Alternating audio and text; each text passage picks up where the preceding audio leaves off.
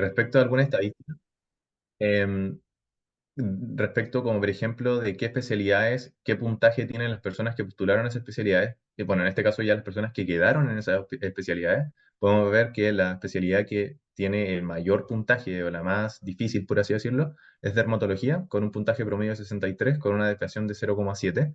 El primer puesto en ranking CONIS que se llevó dermatología estaba en el puesto 2 y el último puesto en 97, o sea, los primeros 100 mejores del CONIS se llevan dermatología seguido de Inmuno, que en este caso Inmuno se ofreció un cubo, por eso es todo igual. Y bueno, después otorrino, oftalmo, uro, etcétera. Y bueno, esto es como que responde un poco a esa pregunta de qué tan difícil es una especialidad en Chile, como alcanzar por CONIS una especialidad en particular. Generalmente esta tabla igualmente responde a eso. Sin embargo, esto yo creo que es concordante de año a año, solamente las primeras, porque, por ejemplo, hay algunas, no sé, por ejemplo, inmunología, que es un cubo, que este año creo que fue un cubo solamente en la Chile. No sé si tiene tanta relevancia de año en año, porque quizás las demás sí, dermato, torrino, oftalmo, uro, sí, porque son hartas becas, bueno, no hartas, pero sí son un número que se mantiene en el tiempo, entonces podemos hacer esa comparación. En las que son uno o dos cupos es muy difícil decir. Eh, Hay algunas que tienen uno o dos cupos y se fueron en el, no sé, 800 por decirles algo.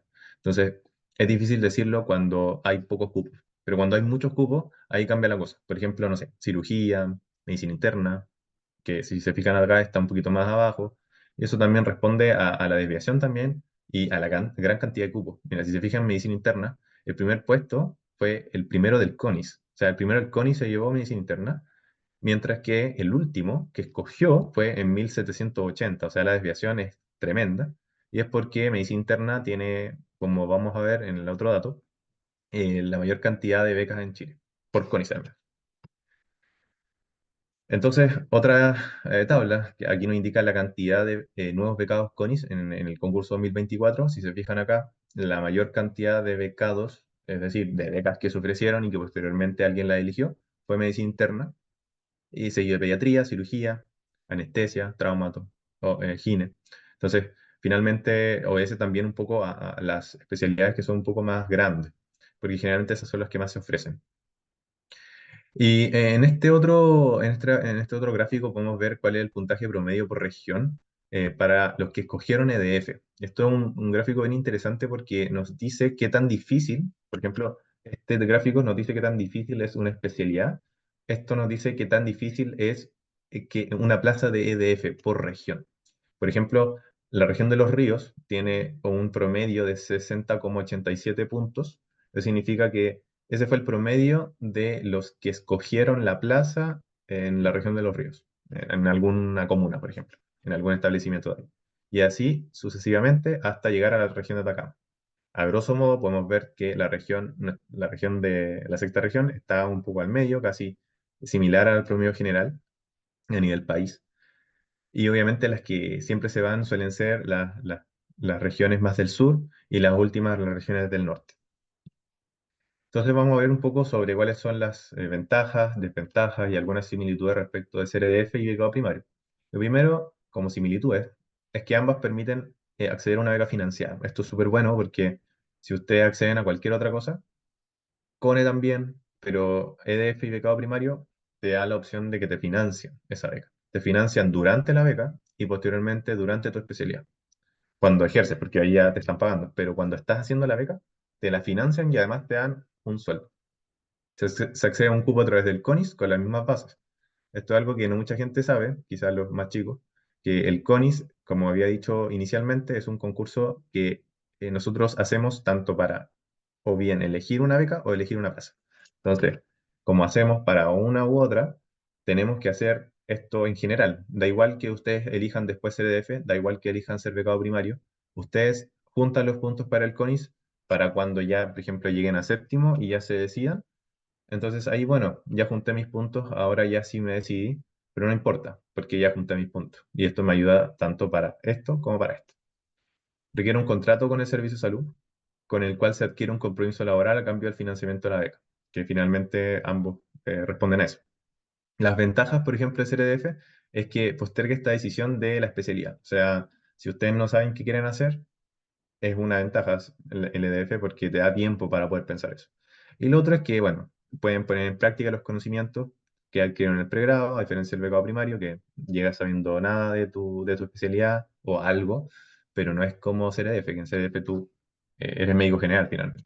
Y lo otro es que permite estudiar la especialidad con un sueldo funcionario, incrementado según el tiempo de EDF. O sea, cuando tú estás, por ejemplo, estudiando la especialidad como becado primario, tu sueldo es como becado primario, es decir, es un estipendio, no es un sueldo en particular. O sea, es como si el servicio me paga un monto que no es un monto como sueldo finalmente, y a diferencia del EDF en el cual yo fui un funcionario público, yo acumulé trienios, los trienios son 3 años y en esos 3 años te suben el sueldo, entonces cada vez que tú haces esos trienios te suben tu sueldo y eso se acumula y cuando llegas a realizar tu especialidad lo haces con un sueldo, o sea, te pagan un poco más como beca primaria. En estricto rigor, si es que lo comparamos así a secas, el EDF puede ganar por ejemplo, entre, no sé, 500, 600 mil pesos que un becado primario durante la beca. Y bueno, respecto a los sueldos, que es algo importante también, el becado primario, el sueldo líquido de este año, si no me equivoco, para todos los servicios, no sé si es para todos los servicios, pero dentro de lo que he podido recabar, es de 2.100.000 y fracción líquido. ¿Ok?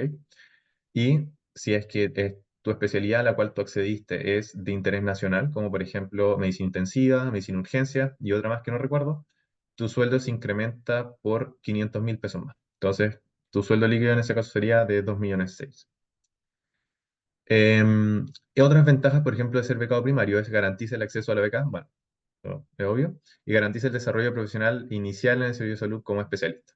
A diferencia del EDF, que el EDF no tiene no tiene asegurado su cupo, por así decirlo, su trabajo en el servicio público como especialista, sino que él se tiene que buscar su trabajo. A diferencia del becado primario, que tú tienes asegurado tu cupo por 6 años como especialista en el servicio de salud al cual te destinan. La desventaja de ser EDF es que si tienes claridad, obviamente es mucho más difícil porque tienes que, eh, digamos, ver, o sea, estar como médico general esos 6 años sabiendo ya lo que te gusta. Entonces vas a ver cosas que quizá no te gustan.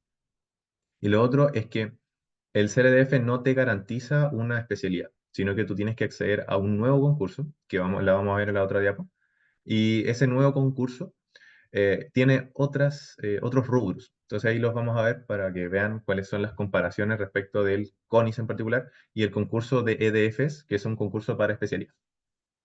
Y las desventajas de ser becado primario es que eh, exige una planificación minuciosa, dado que el contrato obliga al desempeño laboral con el servicio de salud respectivo. O sea, que tú vas a ir a devolverle a ese servicio de salud, entonces tienes que ver que vas a estar 6 años en un lugar quizá que no quieres, no lo sé, o lejos de tu familia, de tus amigos. Entonces eso igual hay que considerarlo.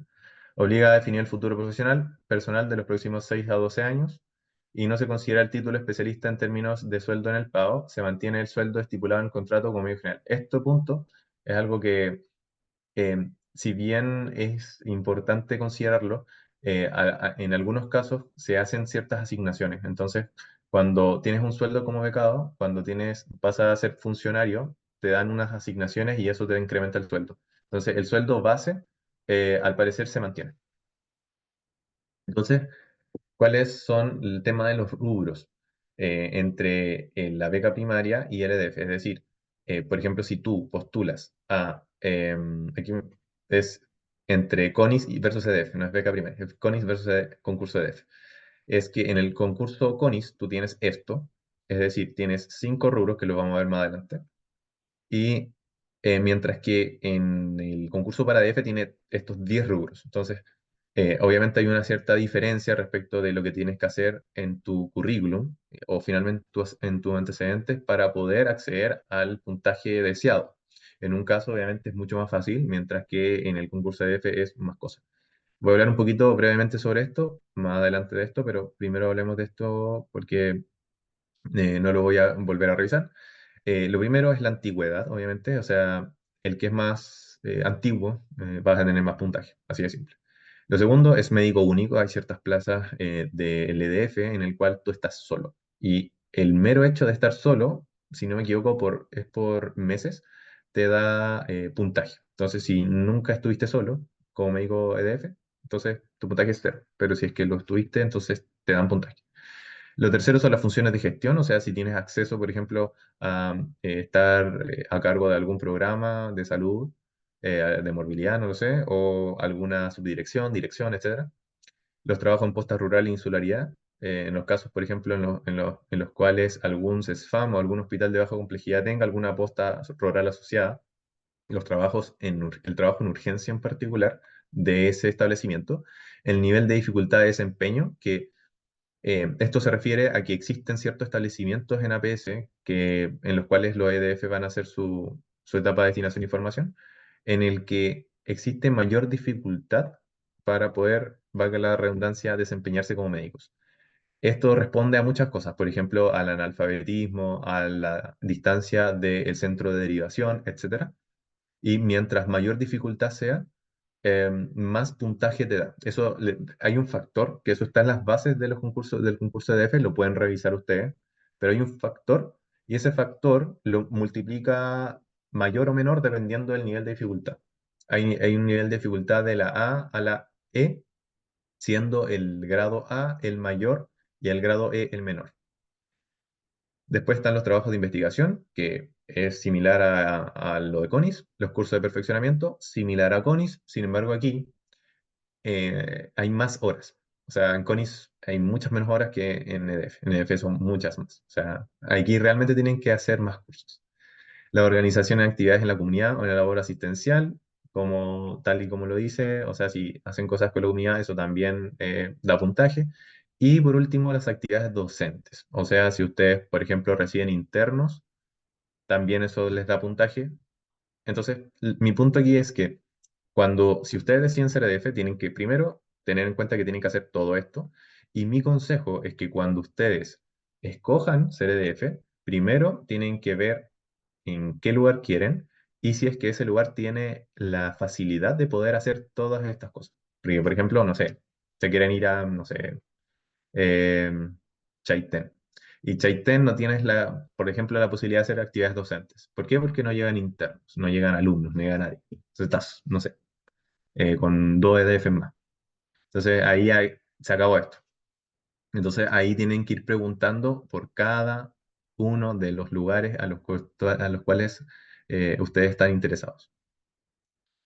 Entonces, ¿cuáles son las dos posibles vías en el concurso CONIS? Entonces, sería una, directamente pasar al EDF. O sea, nosotros hacemos el concurso y con el concurso nos rankean y elegimos alguna plaza.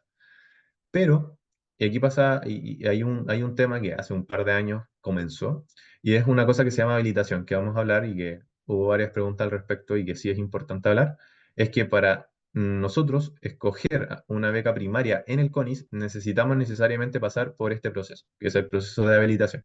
Entonces, no es solamente CONIS como para cuando uno escoge la plaza, porque aquí solamente importa tu ranking. Aquí también importa tu habilitación. Entonces vamos a hablar de eso. Entonces, ¿qué es la habilitación? Es un proceso por el cual una universidad permite a un postulante tomar un cupo de especialidad en su casa de estudios. Y este proceso es obligatorio estar habilitado en esa universidad para postular, en este caso elegir el cupo en la universidad. Con esto quiero decir que cuando ustedes están en el llamado a viva voz, que ya vamos a hablar de eso, cuando están ya, van a ir al concurso, van a escoger la especialidad, cuando están esperando su turno para escoger la especialidad, es obligatorio que ustedes estén habilitados para poder escoger ese cupo.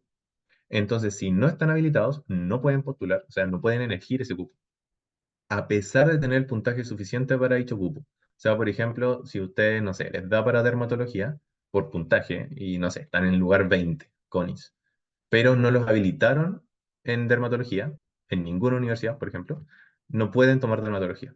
Así de simple. Salvo que, em, salvo que digamos, lo habilitan en una universidad o en dos. Y si los habilitan en una universidad o en dos, entonces, bueno, obviamente en ese caso solamente pueden postular en esa universidad o en esa otra universidad, pero no pueden postular en las otras universidades. De momento que puede cargar mi... Eh, mi, mi- no,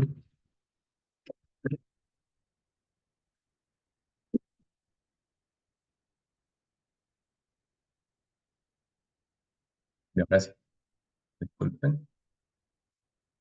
Ya. Entonces, la habilitación es por especialidad y universidad. O sea, ustedes tienen que, si desean más de una especialidad o una universidad, deben hacerlo en cada una. O sea, si por ejemplo quieren, no sé, dermato en la Chile, tienen que ir a habilitarse en dermato en la Chile. Si quiero dermato en la Católica, tengo que ir a habilitarme en dermato en la Católica. Y así sucesivamente.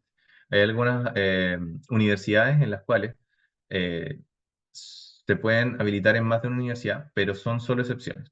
La verdad es que la mayoría solamente permite habilitarse en una especialidad. Entonces, cuando ustedes ya estén, eh, digamos, en este último proceso, y ya sepan qué quieren, tienen que escoger una especialidad.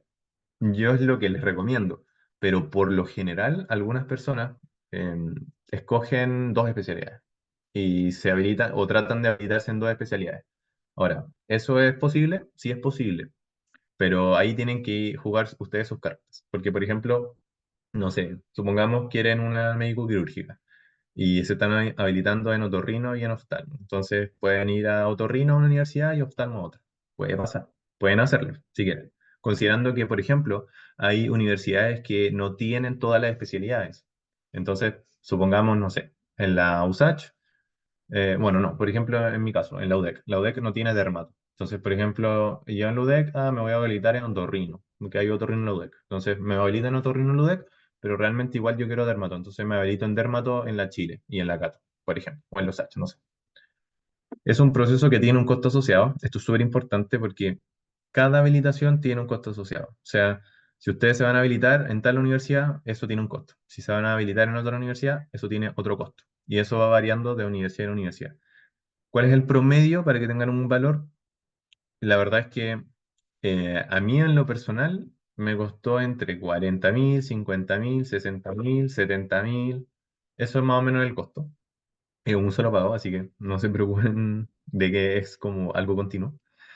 Y lo otro, que sí es realmente un gran problema, es que hay otro costo adicional en algunas especialidades que se relaciona con las entrevistas psicológicas. ¿En qué especialidades? Particularmente en anestesia, psiquiatría y medicina urgencia, creo. Entonces, esto es muy caro. ¿Ya? Esto sí que es más caro. O sea, le estoy hablando de más de 100.000 pesos, entre 100.000 a 200.000 pesos por cada entrevista, por cada universidad. Entonces, si quieren anestesia, compleja la situación, se van a gastar plata. Pero si no quieren esa beca, probablemente no. ¿Ya? Pero sí lo que les quería decir que este sí costó. Y nadie se lo financia, ustedes tienen que hacerlo. Ah, y por cierto, esto no se reembolsa. O sea, si ustedes se están habilitando para una universidad, no se va a reembolsar ese costo. Los plazos de cada una dependen de cada universidad, por lo que es necesario revisar constantemente los canales oficiales para ver si existen noticias. Generalmente los plazos dependiendo de la universidad. Yo sé que la Católica inicia al tiro sus procesos de habilitación desde antes del EUNACOM incluso. Entonces, bueno, este año fue en diciembre de 2023 el inicio de la Católica. Pero, por ejemplo, hay otras universidades que lo hicieron desde marzo. Entonces, varía de universidad en universidad. Ahora, ¿cuál es el proceso? Primero, publican los requisitos por cada universidad. Entonces, ustedes leen los requisitos y reúnen los antecedentes y después los envían. Entonces, esos antecedentes se revisan, se recepcionan y se revisan. Lo que sí les quería decir, cómo es que podíamos hacer currículum un poquito para el tema de la habilitación, porque es una cosa distinta al CONIS. Y es que si es que ustedes quieren una especialidad, lo importante y como consejo real es que esto comiencen a preparar su currículum desde antes, desde lo que más precozmente puedan. O sea, por ejemplo, si ya les interesa, por ejemplo, no sé, medicina interna desde tercer año. Ojalá empezar a hacer quizá algún caso clínico por ahí, tratar de hacer algún curso de perfeccionamiento, lo que sea. Pero intenten hacer currículum en la especialidad que ustedes quieran. Porque si no hacen currículum en la especialidad que quieren, después no hay forma de poder argumentar de por qué quieren esa especialidad cuando estén aquí, en la entrevista. Entonces, yo les recomiendo construir un currículum para la especialidad deseada, porque la habilitación es casi tan importante como el CONIS, o sea, como reunir los puntos. Entonces, preocúpense de eso. Después de eso se publican esos resultados y generalmente hay una preselección. Entonces, se reúnen esos antecedentes y hay una preselección con esos antecedentes. Entonces, hay una lista. Y esa lista de personas la llaman acá, a las entrevistas, que generalmente suelen ser entrevistas con los jefes de programa, con el comité académico del programa. Pueden ser por Zoom, pueden ser presenciales. Yo tuve por Zoom y presenciales. Yo tuve entrevistas psicológicas, otras que te hacían solo un test.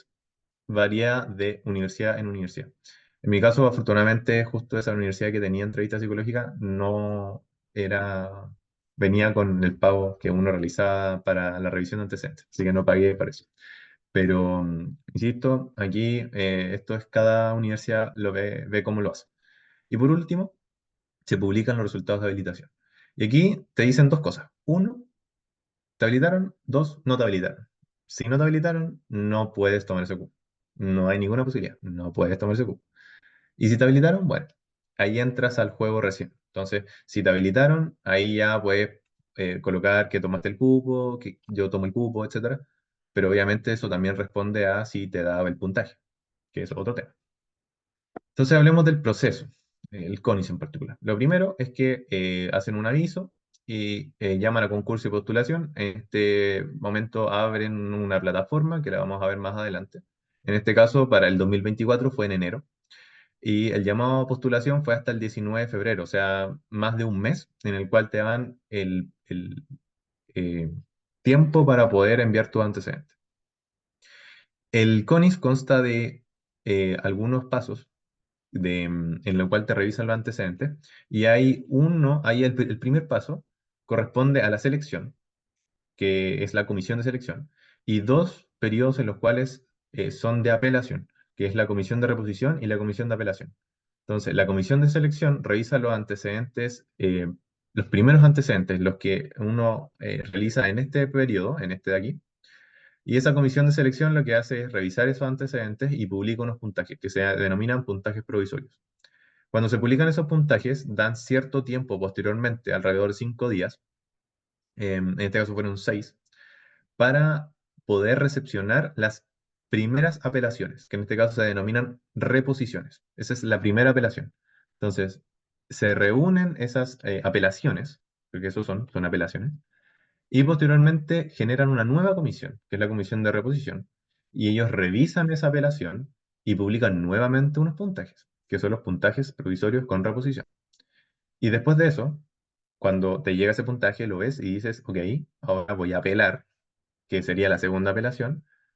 Existe un periodo que se denomina recepción de apelaciones, que también es alrededor de 5 días. Y cuando se reúnen esas apelaciones, viene una tercera comisión, que es otra revisión finalmente antecedentes, que es la comisión de apelación. Termina la comisión de apelación y se publica lo que nos importa a todos, que es el puntaje definitivo. Posteriormente al puntaje definitivo, en este caso fueron 4 días después, comienza el llamado a viva voz. En este caso, el primero, porque son varios.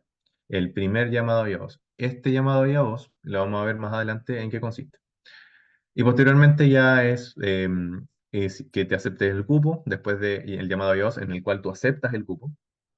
O, por ejemplo, tú tomas una plaza o beca, aceptas el cupo, que es un archivo y tú tienes que firmarlo. Puedes renunciar a ese cupo si quieres, que puede ser beca o plaza. Y después hay un segundo llamado a viva voz en el cual solamente están lo que quedó disponible posteriormente al primer llamado, que pueden ser aquellas becas que nunca se tomaron o aquellas que fueron renunciadas. O sea, becas no, son becas y plazas. Becas y plazas que nunca se tomaron y becas y plazas que se votaron. Esas dos. Y posteriormente asumimos que. Entonces hablemos un poco del CONIS. Entonces, las bases de postulación se entregan anualmente por resolución exenta, alrededor de enero de cada año, al menos este año fue así. Y este es el sitio web que las publica. Después les vamos a enviar el PPT para que puedan verlo. Y es importante señalar que tienen que ser leídas con la total rigurosidad y completamente, porque año a año a veces cambian algunas cosas. Y hay algunos detalles que sí son importantes y por eso también es que tienen que leerlas bien tranquilos y ojalá leerse, por ejemplo, estas bases del 2024 para los que vienen los de séptimo y, y a partir de eso utilizar un poquito también para reunir sus antecedentes. Ahora, ¿cuáles son los requisitos para postular? Ser chileno o chilena, ser médico cirujano titulado o egresado de una escuela de medicina en proceso de titulación en el año anterior al concurso. En este caso, por ejemplo, el CONIS 2024 son los titulados de enero de 2023 hasta diciembre de 2023. 31 de diciembre, 1 de enero. Esto es importante, porque ahí, por ahí preguntaban si se podía postular más de 2 veces. La respuesta es que no se puede. Antes se podía, pero ahora no se puede, porque ahora solamente son los titulados de la última promoción. O sea, por ejemplo, para el CONIS 2025 van a ser los titulados del 1 de enero de 2024 al 31 de diciembre de 2024, y así sucesivamente. Tercero, no haber tomado una beca de especialización ni cargo en EDF. Hay algunas excepciones, como por ejemplo, salirse antes del primer trimestre o tener salud incompatible con la beca. Y hay algunas otras que están en la base. Y lo último es que tengan el UNACOM rendido y aprobado. La presentación de antecedentes. Entonces, esta presentación de antecedentes, que son básicamente los rubros, se realiza a través de la plataforma en línea y tienen que crearse una cuenta. No se pueden, se tienen que utilizar los formatos establecidos en las bases. No los pueden modificar ni enmendar. Le pueden colocar información encima, pero no los pueden modificar el formato. Cada rubro, vamos a ver después qué significa eso. Solicitado deberá ser adjuntado en archivo en formato PDF y no tiene que pesar más de 9 megabytes. Bueno, esto lo pueden leer después, pero básicamente es un PDF. Y bueno, el punto aquí es que se tienen que subir dos PDF. Uno es el anexo, y si es que hay varios anexos, los suben en un solo PDF. Y en otro PDF suben los antecedentes que acreditan el cumplimiento de ese rubro. Entonces, finalmente, cuando suben los PDF, lo suben, por ejemplo, si quiero subir para el rubro uno subo un PDF de anexos y un PDF de documentación de respaldo. El tope máximo de carga de documentos es de 250 megabytes y luego de haber cargado todos los documentos tienen que cerrar la postulación o no se va a hacer efectiva. Entonces, después de eso no se van a aceptar modificaciones. Así que esto es importante porque si no lo hacen, pierden, de verdad. Entonces tienen que cerrar la postulación. Bueno, después esto lo van a tener porque esto ya es como algo más específico. Entonces, aquí hay un ejemplo. Hay un PDF, por ejemplo, el rubro 2 en el cual yo subí mis anexos del rubro número 2 y mi respaldo del rubro número 2. O sea, lo que es mi respaldo es finalmente mis documentos que acreditan que yo hice lo que hice en este rubro finalmente. Y una cosa importante es que el sistema no lee estos caracteres. Ahora, algunas consideraciones importantes. Si hay copias de documentos originales o copias digitalizadas ante notario, este documento tiene que ser digitalizado a color del documento original. Y esto tiene que tener timbre, nombre, firma y fechas. Esto en formato día, mes, año. Salvo que haya alguna excepción. El único como excepción sería las copias simples. Por ejemplo, en las fotocopias de cédula de identidad a color. Creo que es como uno de los pocos excepciones, la verdad. Y, por ejemplo, también si presentan documentos digitales, que en este caso son originales, estos son digitales, por ejemplo, en los casos de los cursos de capacitación que te dan un certificado en PDF, o que tengan código de verificación, tienen que tener también los mismos información y, bueno, básicamente lo mismo, tienen que tener lo mismo que en el punto uno. Todos los documentos antes señalados tienen que ser legibles y no presentar enmiendas. Eso. Entonces, si es que no es elegible, obviamente se tendrá como por no presentado y por lo tanto te pueden colocar como cero. En cuarto lugar, si un certificado o documento adjunto hace referencia a las fechas, tiene que ser en ese formato. Una cosa importante aquí y que tiene que ver con las ayudantías es que si es que le quieren otorgar puntaje por mes cumplido, y, por ejemplo, en la ayudantía aparece que el periodo es inferior a un mes, solamente se va a otorgar puntaje por mes cumplido siempre y cuando se hayan hecho 5 días consecutivos dentro del mismo mes calendario. Por ejemplo, si tengo una ayudantía que inició el 1 de agosto y terminó el 17 de diciembre, ustedes se van a preguntar, ¿diciembre me lo van a contar como un mes o no me van a contar esos 17 días? La respuesta es sí se los van a contar. ¿Por qué? Porque son 15 días consecutivos dentro del mismo mes calendario, en el caso de diciembre. Eso. En cambio, obviamente los otros días se los van, o sea, los otros meses se los van a contar, o sea, agosto, septiembre, octubre, noviembre, pero la pregunta ahí era si diciembre se los cuenta. Y en aquellos casos en que no se especifique el día exacto del inicio del mes en la certificación correspondiente, se valorará con 0 puntos. Entonces, igual es importante que sea exacto.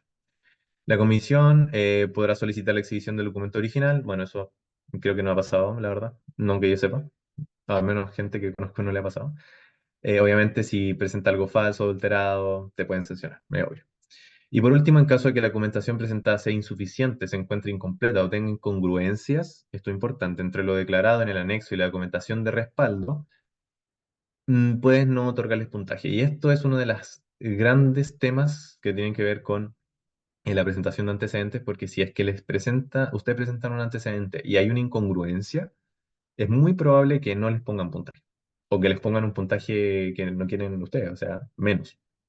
Entonces, eso es muy importante, que el anexo y la documentación de respaldo tienen que ser completamente concordantes, tienen que ser igualitas. Ah, y por último, y no menos importante, toda actividad, todo lo que hagan en el CONIS se considera hasta la fecha de egreso. Si ustedes hicieron algo después de la fecha de egreso, no se considera. Da igual lo que sea, pero no se va a considerar. Por ejemplo, si yo publiqué un caso, no sé, el 30 de diciembre, y yo egresé el 1 de diciembre, no se va a contar. A eso me refiero. Entonces, vamos a hablar un poco sobre los anexos y los rubros. Cada rubro tiene un anexo, que es un documento que lo acompaña, y el cual debe estar respetado y cargado la categoría. Por ejemplo, el anexo uno con el rubro uno, el anexo 2 con el rubro 2, y así sucesivamente. Son 5 rubros, así que hay 5 anexos en las bases. Y se pueden cargar tantos anexos como se necesite. Vamos a ver después ejemplos de anexos, así que no se preocupen. Pero todos deben ser unidos en un único PDF, que es lo que les decía. Entonces, hablemos del contenido. Lo primero es que hay dos cosas grandes. Lo primero son los documentos de admisibilidad y lo segundo son los documentos por rubros. Los documentos por admisibilidad son documentos que nos permiten a nosotros tener los requisitos mínimos para poder postular al CONIS. Los requisitos mínimos son una copia digital a color de la cédula de identidad y segundo, una copia digital a color de certificado original de egreso o título. Esto porque tiene que indicar explícitamente la fecha de titulación o egreso, que es algo que nos pasó a nosotros. Bueno, después les voy a hablar de lo que pasó con nosotros, pero tienen que indicar expresamente la fecha de titulación o egreso. Y esto tiene que ser en formato día, mes, año, y esto tiene que ser extendido por la universidad o centro formador. Entonces, eso indica que ustedes son realmente esa persona y que son médicos. Eso. Y en segundo lugar, la documentación por rubros. Entonces, los documentos por rubros, vamos a ahora hablar de cada rubro. Son 5 rubros. El primer rubro es la calificación médica nacional y el EUNACOM, que tiene un total de 62 puntos, por lo tanto es el rubro que más importa. Pero ojo, si bien es el que más importa, relativamente hablando, es decir, si nos comparamos con otras personas, es que ustedes tienen que pensarlo siempre esto, que es un concurso, es una competencia. Es triste decirlo de esa forma, pero tienen que compararse con los demás. Y en esa comparación es que, supongamos, todos tenemos las mismas notas finalmente. Tampoco siempre hay alguien que se escapa de eso. Pero por lo general todos estamos como similar. Entonces, ¿en qué yo me puedo diferenciar? Es en los otros rubros. Es por eso que igual es muy importante que, a pesar de que tributan poco para el puntaje final, relativamente hablando, sí son muy importantes. Porque un punto puede cambiar 200, 300 puestos en el CONIS. Por eso es que, si bien las notas sí son importantes, el ENACOM es importante, todo esto igual es importante. Ahora, si eres declarado inadmisible, no se revisarán los documentos cargados a los rubros. Y esto es importante porque si, em, por ejemplo, lo que está aquí y no te lo revisaron y fuiste inadmisible, entonces esto no te lo van a revisar. Obviamente a usted no les va a pasar esto, así que es como dato, ¿no? Y para efecto de la determinación de puntajes, bueno, esto ya lo habíamos visto, solo hasta la fecha de egreso. Entonces, como definición de rubro, recién la definición sale acá, criterio de evaluación técnico, objetivo e imparcial que establece las condiciones para que postulante e integrante de las comisiones de evaluación conozcan los aspectos evaluados y su ponderación. O sea, básicamente es lo que nosotros tenemos que hacer y reunir para que nos evalúen. Entonces, me quedé en tema del rubro uno, calificación médica nacional y UNACOM. Vamos a hablar también de cada rubro. rubro 2, ayudante alumno, rubro 3, trabajo científico, rubro 4, horas de práctica de internado en atención primaria o en personas jurídicas sin fines de lucro, y rubro 5, curso de capacitación y perfeccionamiento, lo que da un total de 70 puntos. Entonces, el rubro 1, que es calificación médica y UNACOM, tiene un puntaje total de 62 puntos. La ponderación de cada uno es 85% calificación médica, que corresponde a un máximo de 52,7 puntos, más un 15% de UNACOM, que corresponde a un máximo de 9,3 puntos. Entonces, para nosotros realizar este rubro, para subir el antecedente de este rubro, solamente tenemos que rellenar un anexo, que es el anexo 1.1, nombre completo, RUT y universidad de egreso. Bueno, aquí no coloqué el mío, pero bueno, da igual, la verdad. Aquí colocan su nombre completo, su RUT y universidad de egreso, y lo suben. Nada más. ¿Por qué? Porque la universidad, si no me equivoco, no, el UNACOM informa, el UNACOM, hablando no como prueba, sino que como empresa, informa la calificación médica y la prueba propiamente tal, el puntaje de UNACOM. Entonces ellos dos le informan al MinSal, básicamente todo esto como para que MinSal diga, ok, esta persona es esta persona y UNACOM me está mandando los puntajes y la calificación médica de esta persona. Entonces, eso. Ahora, hay un ejemplo de cálculo. Por ejemplo, tenemos una persona que tiene una calificación médica de 6,17 y una UNACOM de 80,21. Entonces, hay unas tablitas que ustedes las van a ver en las bases, cuando vayan a ver las bases, que tiene una transformación. Por ejemplo, 6,17 de calificación médica equivale a 46,12 puntos. Y una UNACOM de 80,21 equivale a 6,069. Entonces nosotros hacemos esa suma y nos da 52,189. Y por redondeo, que eso igual eso igual lo especifica en las bases, como un redondeo hacia arriba, 52,19. Y ese es su puntaje final en el rubro 1. En el rubro 1. Ahora, ¿qué es la calificación médica? Es un instrumento que se calcula a partir de algunos factores. El primero es tu nota ponderada de egreso y es una COM. En el caso de la UH es ponderada de egreso. Desconozco en otros casos, en el caso de otras universidades, pero sé que la UH es ponderada de egreso. Y bueno, el EUNACOM obviamente, como ya lo habíamos visto.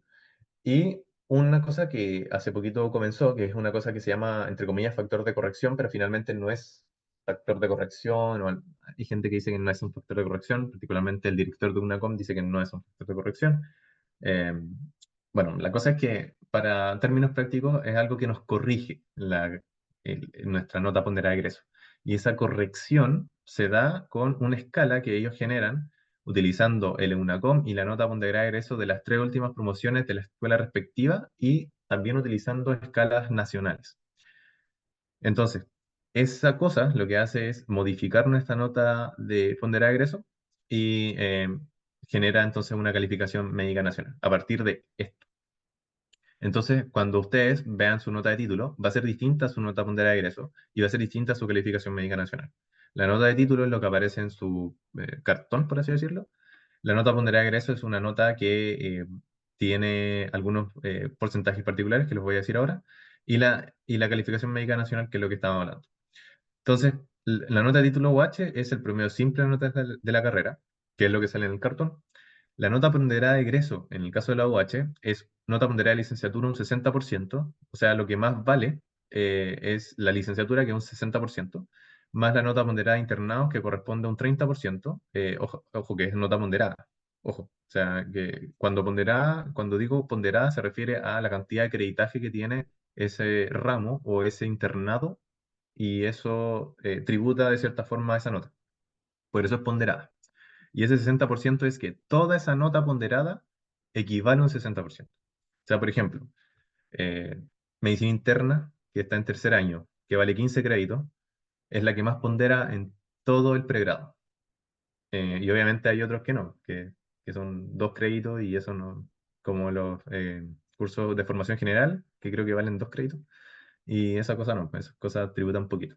Pero medicina interna, nota ponderada de internados 30 y nota de simple de pregrados, ojo, simple, un 10%. Los pregrados son los exámenes finales de los internados grandes, vale decir, los 4 grandes, de medicina interna, cirugía, gineobstetricia y pediatría. Entonces, los pregrados son básicamente los exámenes finales de esos 4 internados grandes, que pueden ser exámenes orales, exámenes escritos, etcétera. Y cada promedio de esas cosas me va a tributar un 10% de mi nota ponderada de egreso. Y otra cosa es que nosotros, como digamos afortunadamente, quizá después no sea tan afortunado, no lo sé, a contar de la promoción 2026, la nota ponderada de egreso va a considerar el cálculo del factor de corrección, en el caso de la UH, porque la UH tiene sus primeros egresados, por ser primera generación, no cumplimos con este punto, digamos, de las tres últimas promociones. Lo mismo pasa con la promoción 2025, eh, perdón, 2024 y 2025, ¿ya? Pero desde la promoción 2026 va a contar esto. Ahora, hablemos del rubro 2. Rubro 2, que tiene que ver con las ayudantías. Y aquí quiero ser enfático, primero, al decirles una cosa que quizá no lo preguntaron, pero que creo que sí es importante decirlo, y es que tiene que ver con las tutorías. Las tutorías en estricto rigor no se deberían considerar una ayudantía y por lo tanto no tributan como una ayudantía. En un único caso en el cual podría una tutoría ser considerada una ayudantía es que en algún momento se deje cierta constancia con un certificado emitido por una autoridad competente, que en este caso es el director de gestión académica, que diga que una tutoría es equivalente a una ayudantía o algo así. O que derechamente una tutoría la pasen como una ayudantía. Ese sería el único caso. Pero si no es así, entonces no se cuenta. Así que ojo con eso. Entonces hablemos del tema de las bases. Entonces, lo primero es que da igual si es de forma remunerada o ad honorem. O sea, si no le pagan, da igual, porque igual es una ayudantía. Van a ser válidas con un mínimo de 3 meses continuos cada una y se va a puntuar por mes cumplido. O sea, si tiene una ayudantía de 2 meses, no se cuenta. Se cumple meses continuos. Y la certificación, el formato que ya saben, y diferenciar la actividad por año calendario. Esto es importante porque la UH termina sus algunas actividades académicas en enero y nos pasó a nosotros, y le insisto a los de séptimo en particular, que revisen eso bien, que tienen que ser dos anexos distintos. O sea, un anexo de, no sé, agosto a diciembre y otro de los días de enero aparte, porque se tienen que diferenciar por año calendario para que eso no les pase. Ahora, una recomendación que yo les podría dar es que los certificados que se emitan desde Dirección de Gestión Académica ya vengan quizás no considerando el inicio de los semestres, que es algo que hacen otras universidades. Por ejemplo, la UH comienza su semestre el, no sé, 18 de marzo y lo termina en junio. En vez de hacer eso, ustedes podrían decir, ok, que el certificado que aparezca y que haga la Dirección de Gestión Académica se haga desde el 1 de marzo y no desde el 18. A CONIS le importa que la UH comience sus actividades el 18 de marzo, no le importa. Lo único que le importa es que lo que esté en el certificado de ayudantía o en el certificado que sea concordante con el anexo. Eso es lo único que le importa. Entonces, para efectos de otorgamiento por mes cumplido, ya esto ya lo hablamos, que el tema de los 15 días consecutivos, etc. Tiene que ser certificado por la autoridad competente, que en este caso lo hace el Dirección de Gestión Académica, ese es el que emite el certificado de ayudantías. Van a ser consideradas las ayudantías de docencia universitaria en ramos del área de la salud. O sea, eh, otra pregunta, no me la hicieron, pero igual es importante aclararla. ¿Sirven ayudantías de otras carreras? Sí sirven, pero tienen que ser en ramos del área de la salud. O sea, si por ejemplo hacen ayudantías en tecnología médica, en enfermería, en kine, en nutrición, terapia ocupacional, sí sirven, ¿ok? Ahora, yo les recomiendo hacerlas en medicina, por supuesto, pero sí sirven las demás y tienen que acreditarlas con la respectiva malla y certificado por el director de la carrera respectiva. Esto también es importante porque si, por ejemplo, hicieron ayudantías en otra carrera, es el jefe de carrera de esa carrera quien también tiene que certificar que ustedes hicieron ayudantías en su carrera, no solamente el jefe de carrera de medicina.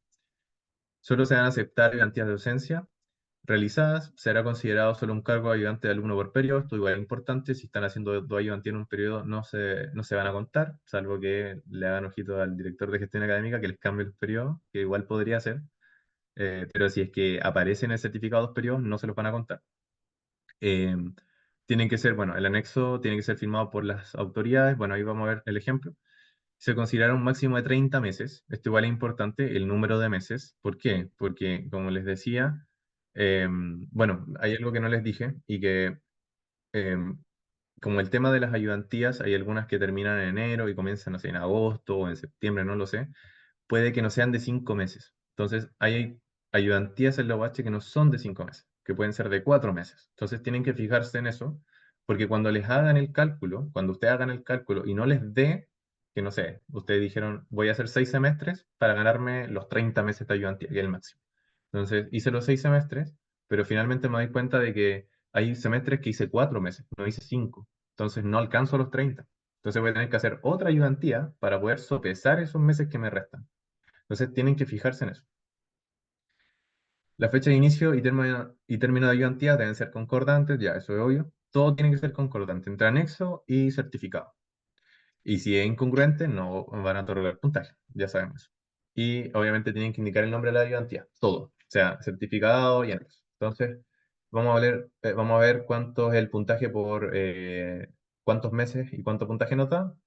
El mínimo de meses son 3 y da un puntaje de 0,2 y el máximo es 30 meses y da un puntaje máximo de 2. Y aquí hay, esta tabla ejemplifica, esto es del PAS. Después lo pueden leer con más detención. Y aquí hay un ejemplo en el cual vemos el certificado que emite la Dirección de Gestión Académica y las ayudantías realizadas. En este caso tienen que, obviamente, decir el periodo, en este caso dice el año, pero lo importante es el periodo en el cual se hizo la ayudantía y qué asignatura fue la que se hizo esa ayudantía. Entonces, por ejemplo, en mi caso, yo hice, no sé, hay ayudantías que yo hice en dos en un mismo periodo, entonces tuve que elegir una para colocar en el CONIS y otras que no. Y otras que tenía 4 meses, entonces ahí tuve que hacer otra más para poder completar el número máximo en este rubro. Y esto es el anexo. Entonces, esto es lo que está en las bases y esto es nuestra documentación de respaldo. Entonces, lo que está en las bases nos piden completar nuestro nombre, el nombre de ayudantía, la fecha de inicio, fecha de término, cuántos meses fueron y que alguien nos acredite eso, que en este caso fue el jefe de carrera. Entonces, aquí se fijan, en mi caso me pusieron 2019-2020. Entonces, esto está malo porque tienen que haberme hecho dos anexos y después lo hice, o sea, lo hizo la escuela, pero finalmente son dos anexos si es que son 2 años calendarios. Eh, entonces, hablemos ahora del rubro 3 de los trabajos científicos. Hay dos categorías. La primera categoría son los trabajos publicados en revistas con comité editorial y la segunda categoría son trabajos comunicados en congresos científicos. Se pueden considerar hasta 6 autores en las dos y no se consideran en calidad de coautor, colaborador, participante, encuestador, coordinador, etcétera. O sea, solamente autor. Y los certificados tienen que decir que ustedes son autores. Si dicen que son cualquiera de estas cosas, no los va a contar. Todo debe ser concordante de nueva, títulos, fechas, etcétera, entre documentación de respaldo y los anexos. Y no se considera puntaje extra si fue publicado o presentado en más de una ocasión. Me parece que también me preguntaron esto, si yo tenía no sé, algún caso publicado en una revista y después lo iba a presentar a un congreso y eso me daba doble puntaje. La respuesta es no, no te da doble puntaje.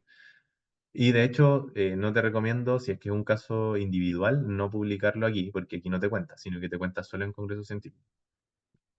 Ahora, rubro 3.1, que es el rubro de los trabajos publicados en revistas. Tiene que ser un trabajo científico, o sea que no se va a considerar carta al editor, confecciones de manuales, reportes de casos individuales, o sea, si publico un caso clínico en una revista, no me da puntaje en la revista, solamente si es que lo publico o lo presento en un congreso, pero no en una revista, ni publicaciones de trabajos científicos presentados en congreso.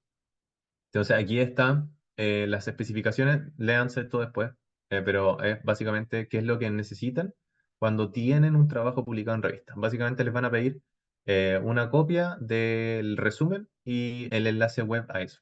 Y si es PubMed, les piden creo que solo el link, una cosa así. Pero eso es. Y el rubro 3.2, que es lo que la mayoría hace, y que yo hice también, deben ser aceptados y presentados en congreso. Aquí estamos hablando de los trabajos publicados en congresos. Ojo, que es aceptados y presentados. Y pueden ser reportes de casos individuales en este caso. Pero también en los congresos pueden aceptarles lo que sea. Hay algunos congresos que aceptan trabajos científicos como, no sé, estudios epidemiológicos, y esos también se los van a contar. En esos casos se debe adjuntar tres cosas. Esto es importante, son tres cosas. Lo primero es la portada, en segundo lugar el resumen y en tercer lugar el certificado que acredita su autoría. O sea, son tres documentos por cada caso clínico que ustedes tienen que subir como antecedente para acreditar el puntaje para ese caso clínico en particular. Y ojo que todo esto tiene que estar legalizado, o sea, tienen que ser fotocopias legalizadas. Vamos a ver un ejemplo. Ojo que sí, puede ser una fotocopia simple si tiene QR. Ahora, yo les recomiendo igual legalizarlo porque hay algunos QRs que te derivan como un drive y eso creo que no tiene validez. Así que fotocopien, o sea, legalicen todo. ¿Cuánto nos da cada uno? Los publicados en revistas nos da 0,5 y los publicados en congresos científicos nos dan 0,25, cada uno por cada trabajo. Entonces, respecto de los anexos, aquí ustedes pueden ver, este es el anexo. Y el anexo 3.2 nos indica el nombre de nosotros, y tenemos que ir colocando el título, el autor o autores, el nombre del congreso y la fecha del congreso. Entonces aquí hay un ejemplo, el título, el autor o autores de ese caso clínico, el nombre del congreso y la fecha del congreso. Entonces, esto para cada caso clínico. Entonces, en mi caso yo hice 12 casos clínicos. Entonces, yo hice 1, 2, 3, 4, 5, 6, 7, 8, 9, 10, 11, 12. O sea, hice 4 anexos para mis 12 casos clínicos. Y este es un ejemplo de la documentación de respaldo. Son los anexos y esta es la documentación de respaldo. Entonces, por cada caso clínico es la portada, el resumen y el certificado. O sea, son tres documentos por caso clínico. Entonces, la portada, que es la portada oficial, original, esto está en PDF, pero igualmente tienen que exprimirlo a color y ir a notariarlo. Así que aquí está la notaría, el timbre notarial, el resumen del caso, ojalá todo legible también, notariado en color, a color, y por último el certificado, que en este caso el certificado tiene un QR, así que no es necesario, como tiene QR en estricto rigor, notariarlo, pero en este caso igual lo hice y después igual ustedes pueden repetir este certificado, o sea, si por ejemplo tampoco hay ningún problema que suban el PDF de este certificado y además este notariado, también lo pueden hacer. De hecho, yo así lo hice y me contaron todos los puntos. Ahora, rubro 4. Y algo importante aquí, que en el certificado tienen que aparecer sus nombres y todo tiene que ser concordante, o sea, el nombre aquí, los autores aquí. Aquí, por ejemplo, aquí dicen en calidad de autores del trabajo, no sé si se ve, pero dice en calidad de autores. Ya, eso es importante. Como les decía, no pueden ser coautores ni colaboradores, no, tienen que ser autores. Entonces, dice eso explícitamente el certificado y por lo tanto sí es válido. ¿Ya? Y aquí también está los nombres. Entonces, todo esto es concordante. Entonces, hablemos del rubro 4, internados de atención en APS, o sea, horas de atención en internados de atención primaria y también en personas jurídicas sin fines de lucro. Entonces, hay dos subrubros. El primero son las horas de práctica internado de atención primaria y el dos es horas de práctica en personas jurídicas sin fines de lucro. Entonces, hay horas que tributan cierto puntaje. Esto no es tan importante en términos de que también preguntaban si las horas en APS que nosotros hacemos como universidad son suficientes y la respuesta es sí son suficientes. Y en ese contexto no habría que hacer nada más, ¿ya? Así que aquí están las horas, las van a ver, lo pueden ver después. Y algo que sí es importante es que tienen que fijarse bien en el establecimiento de salud en el cual ustedes están haciendo su internado APS. Puede pasar de que existe un listado en el cual que hay un listado de establecimientos que están dentro del Sistema Nacional de Salud, que la verdad deberían estar todos los establecimientos de APS, pero que igualmente tienen que revisar dirigidamente. Porque a veces pasa con un tema de los nombres, que hay una confusión ahí, y pasó de hecho en Rancagua con un compañero.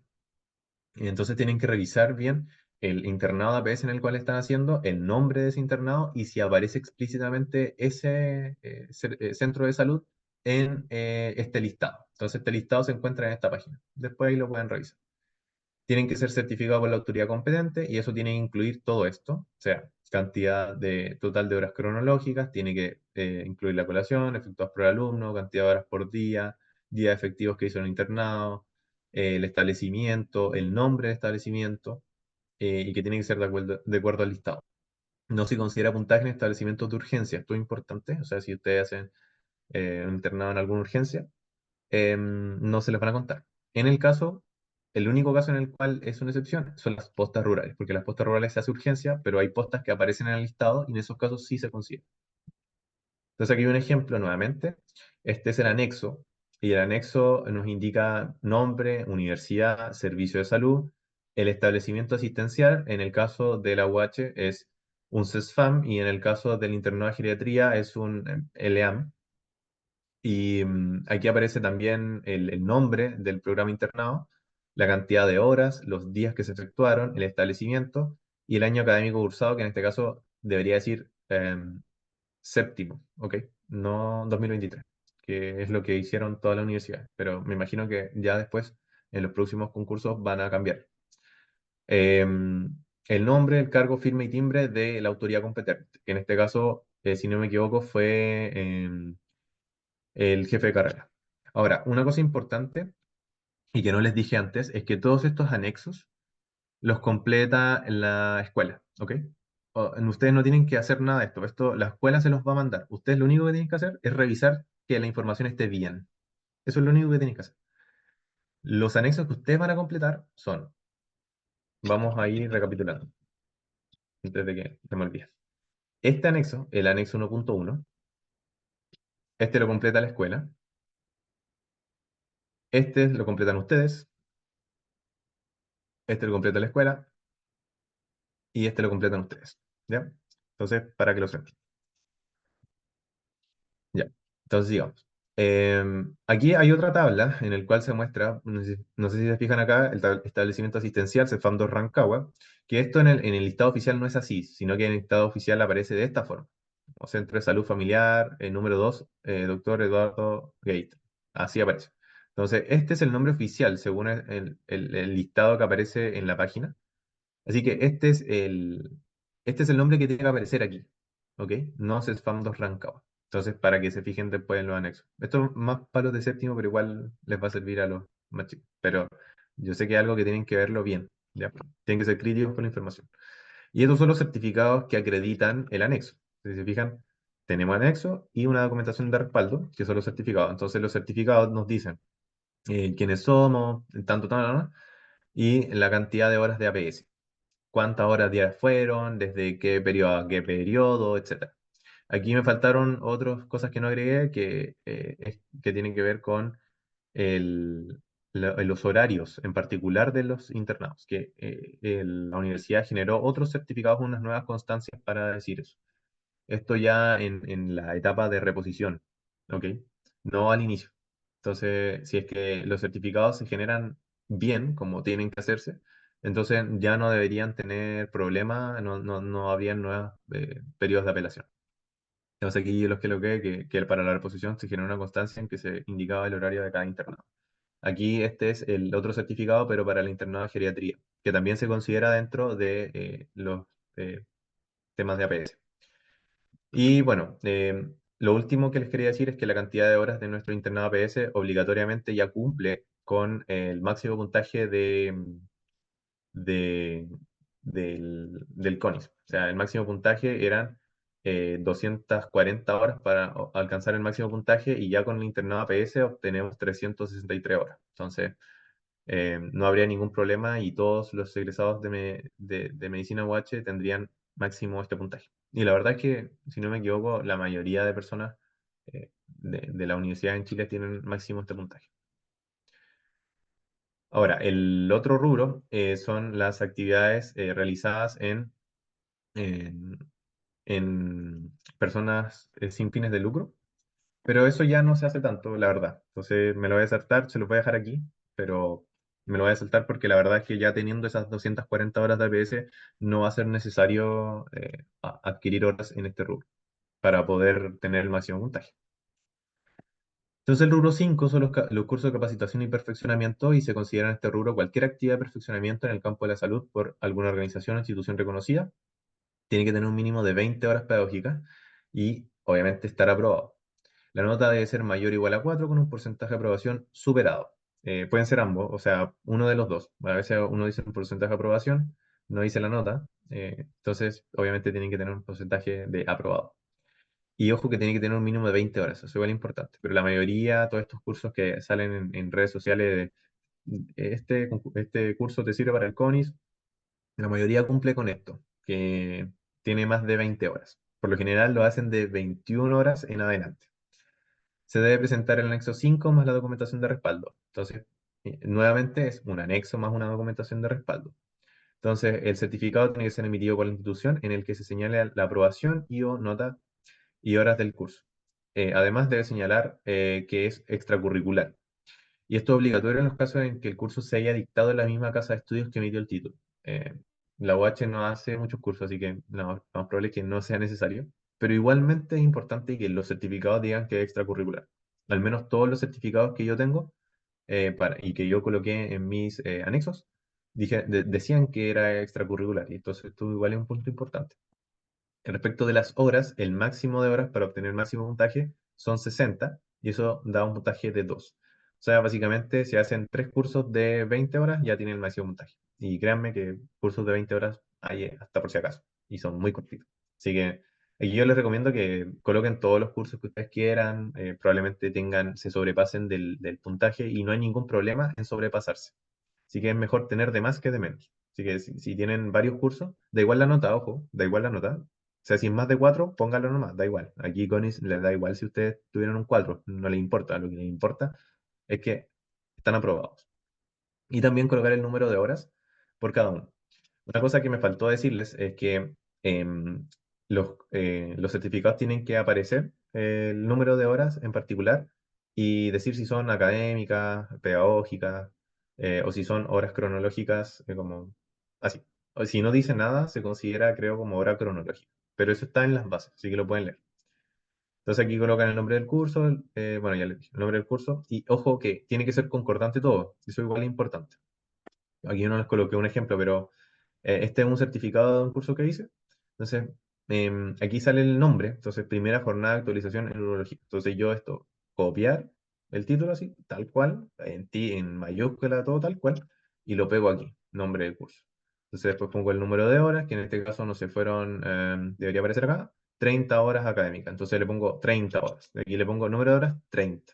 ¿Ya? Y después aprobado con nota, entonces yo le pongo esa nota. 6, no sé, 41 tanto. Entonces le pongo esa cuestión ahí. Entonces todo tiene que concordar. Y así sucesivamente si quieren ir colocando más. Entonces, particularmente este documento, como es un documento digital y tiene QR, no necesariamente ustedes pueden digitalizarlo. Sin embargo, insisto, yo igual lo hice. Pero además de eso, agregué el documento en digital en PDF y además agregué el documento notariado. Entonces, eso no se considera como una documentación adicional. Finalmente, no va a haber ningún problema si hacen eso, porque finalmente refiere a la misma información.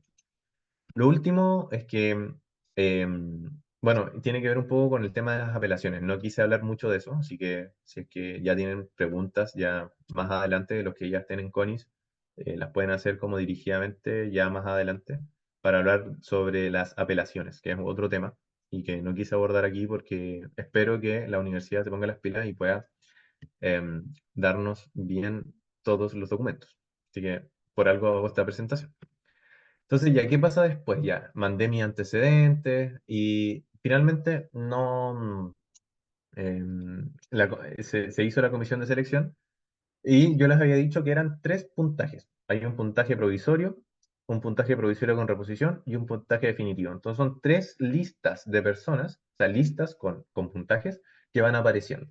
Entonces, el primer puntaje son los puntajes provisorios. Entonces, por ejemplo, yo estoy aquí y en nuestra universidad lo que pasó es que en el documento del título, en la copia de título, no aparecía específicamente cuál era nuestra fecha de egreso. Entonces quedamos como inadmisibles y nos dieron 0 puntaje. Entonces, bueno, obviamente eso es muy malo, pero obviamente la universidad hizo las gestiones pertinentes y la verdad es que eh, se solucionaron las cosas. Pero esto, ¿por qué es un problema? ¿Por qué está mal esto? Porque, y quiero ser enfático, porque uno pierde una posibilidad de apelación. Por ejemplo, yo les había dicho al inicio que si es que te declaran inadmisible, no te revisan los rubros. Por lo tanto, si no te revisan los rubros, los antecedentes de los rubros, no sabes si lo que tú pusiste en esa postulación está bien o está mal. Por ejemplo, esta otra persona de abajo, que no sé, no le dieron todo el puntaje, esa persona sabe en lo que no le dieron puntaje. Entonces esa persona sabe en qué poder apelar después. En cambio, nosotros, como UH, porque esto fue algo generacional, no pasó. Esto no va a volver a pasar, así que no se preocupen. Pero solamente para decirles un antecedente que ocurrió con nosotros. Y esto igual es... les hablé mucho también un poco de mi experiencia, pero esto ya es mi experiencia personal. Después de esto, se publican los puntajes con reposición, que es después de la primera apelación. Entonces, nosotros mandamos nuevamente nuestros puntajes y se nos dan nuevamente eh, una, eh, unos puntajes nuevos. Y aquí estoy por aquí. Entonces, ahora sí me declararon admisible y todo, pero no me contaron todo el puntaje en ayudantías. Y esto pasó por lo que les decía en el rubro 2 que tenía que ver, bueno, con las ayudantías y con los anexos particularmente. Con este tema de que había anexos que se contaban hasta año 2019-2020, entonces tenían que hacerse dos anexos y no uno. Entonces, no me contaron todo el puntaje de ayudantías que yo estaba haciendo. Entonces, por eso quedé con un puntaje de uno en ayudantías, siendo que había hecho como 7, no sé. Y bueno, afortunadamente el otro sí obtuvo el puntaje máximo. Y posteriormente, en el puntaje definitivo, ya aquí aparecen como por orden alfabético, pero en el puntaje definitivo aparece por ranking. ¿Se fijan? No sé si se fijan acá que aquí hay puros B de apellido, pero aquí aparecen por ranking. Entonces aquí te ordenan por el ranking total y aparecen el ranking, obviamente, el nombre y cuánto es por cada rubro. Uno, 2, 3, 4, 5. Entonces aquí pueden observar, bueno, los primeros lugares, etcétera. Y bueno, alguien me había preguntado si podía colocar cuánto saqué yo en total. Yo estuve en el lugar 129 con un puntaje rubro uno de 53,83 con máximo puntaje en todos los rubros, que tiene un total de 61,83. Estos chiquillos cambia de año en año. Por ejemplo, este mismo puntaje en el año pasado era como lugar 100 pelado, o 99, 97, no lo recuerdo bien. Pero esto cambia año a año. Y pasó con un tema del CONIS, no sé si vieron una cosa como de las polémicas y eso, pero la cosa es que eh, quedé ahí en ese lugar y bueno, y así es el CONIS y tú quedas en tal lugar y ya está. Y esto ya, con este puntaje, postulas, tú ya vas al concurso. Todo esto da igual, esto cambia mucho, así que no se confíen de esto, que esto cambia mucho. Esto es lo que importa, el puntaje definitivo. Este ya es después de la segunda apelación. Ahora, otra cosa que les quería mencionar era que todos estos puntajes y toda esta cuestión es información pública. Entonces ustedes pueden visitar este link de acá y pueden descargarse todo, del CONIS 2024, 2023, 2022, todos esos CONIS. Y pueden revisarlo si quieren revisar todos esos archivos. Así que no hay ningún problema. Si alguien les quiere decir, no, yo saqué tanto, lo van a revisar después. Ahora, también se suben ciertas ofertas. Por ejemplo, está en la oferta definitiva de especialidades. Entonces se hace una lista. Y esto es lo importante, porque a veces dicen, no, yo como Universidad de Chile voy a sacar tantos dermatólogos. Pero lo que importa es esta oferta, porque esta es la oferta definitiva. Esto es lo que vale. Y esta oferta sale, la publican y uno la descarga y ves cuántas becas hay de la especialidad que quiere. Entonces, si se fijan acá, especialidad, en qué universidad, en qué campo clínico, cuánto duran. La mayoría duran 3 años. La única especialidad en Chile que dura más de 3 es neurocirugía, que dura 4. Para el que quiera neurocirugía, lamentable porque hay solo una beca CONIS, si no me equivoco, que es en la Cato del Norte, y todas las demás son autofinanciadas, así que, o bien son becas universitarias. Así que, para el que quiera neurocirugía, pero bueno, para que lo sepan, nomás. Todas las demás, 3 años. Habilitación, la mayoría ahora sí. Creo que hay una que no, algunas que no, pero muy rara vez. Y el inicio varía de año en año. En este caso fue el 6 de mayo. Aquí hay un listado de plazas. Entonces, estas son las plazas, o sea, la gente que se quiere ir de destinación y formación. nos dice la región, el servicio de salud. Ojo que hay regiones que tienen más de un servicio de salud. Ojo con eso. Comuna, establecimiento y nivel de dificultad. Entonces, por ejemplo, la región metropolitana tiene como 5 servicios de salud. A eso me refiero. Bueno, el nivel de dificultad, se fijan acá, ustedes pueden buscar tienen, por ejemplo, el que quiere una beca muy difícil, ya voy a buscar la de dificultad A, porque esas son las que me dan más puntaje. Y ojo que no todas las plazas se abren para un concurso. O sea, por ejemplo, hay un concurso X y se abren ciertas plazas y no todas. No, no se abren todos los SFAM de Chile para que nos reciban. No, no es así. Es que se abren ciertos cupos en los centros de atención primaria, en estos establecimientos, y esos son los cupos que nosotros podemos acceder. Un ejemplo, en la región de O'Higgins hay solo una plaza que es dificultad A, que es Lolol.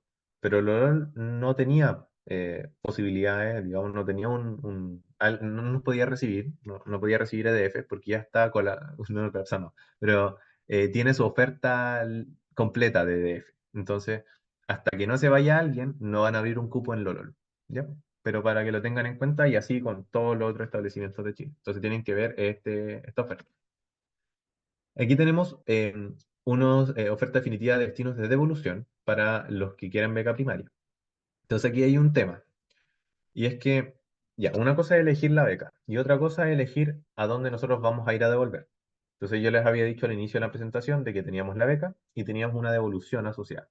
Esta devolución asociada no va asociada, para que la redundancia, a la beca, sino que la devolución en particular es distinta de la especialidad. Por ejemplo, yo puedo ir a hacer una especialidad a Santiago y puedo devolver en Coquimbo. Y puede pasar. Entonces, lo que sí existe es que existe una oferta por cada especialidad. Por ejemplo, aquí en anatomía patológica existían todos estos servicios de salud a los cuales yo podía ir a devolver si yo tomaba una beca de anatomía patológica, independiente de la universidad a la cual yo tomase. Entonces, por ejemplo, ya, supongamos hay 2 personas, que es Araucanía Sur y Metropolitano Occidente. Entonces hay 2 personas y esas 2 personas quieren, ya, las dos van por Anatopato, entonces quedan solo esos 2 servicios, todos los demás se tomaron. Entonces, la primera persona que escoge el servicio de salud es la que está con un ranking mayor. Entonces, la persona que tiene un ranking mayor escoge el servicio de salud. Y eso es independiente de la beca. Entonces, por ejemplo, independiente que esa otra persona, no sé, pues, está habilitada, no sé, en la católica y a ti no te habilitaron en la católica, da igual, porque el servicio de salud de destinación lo elige uno por ranking.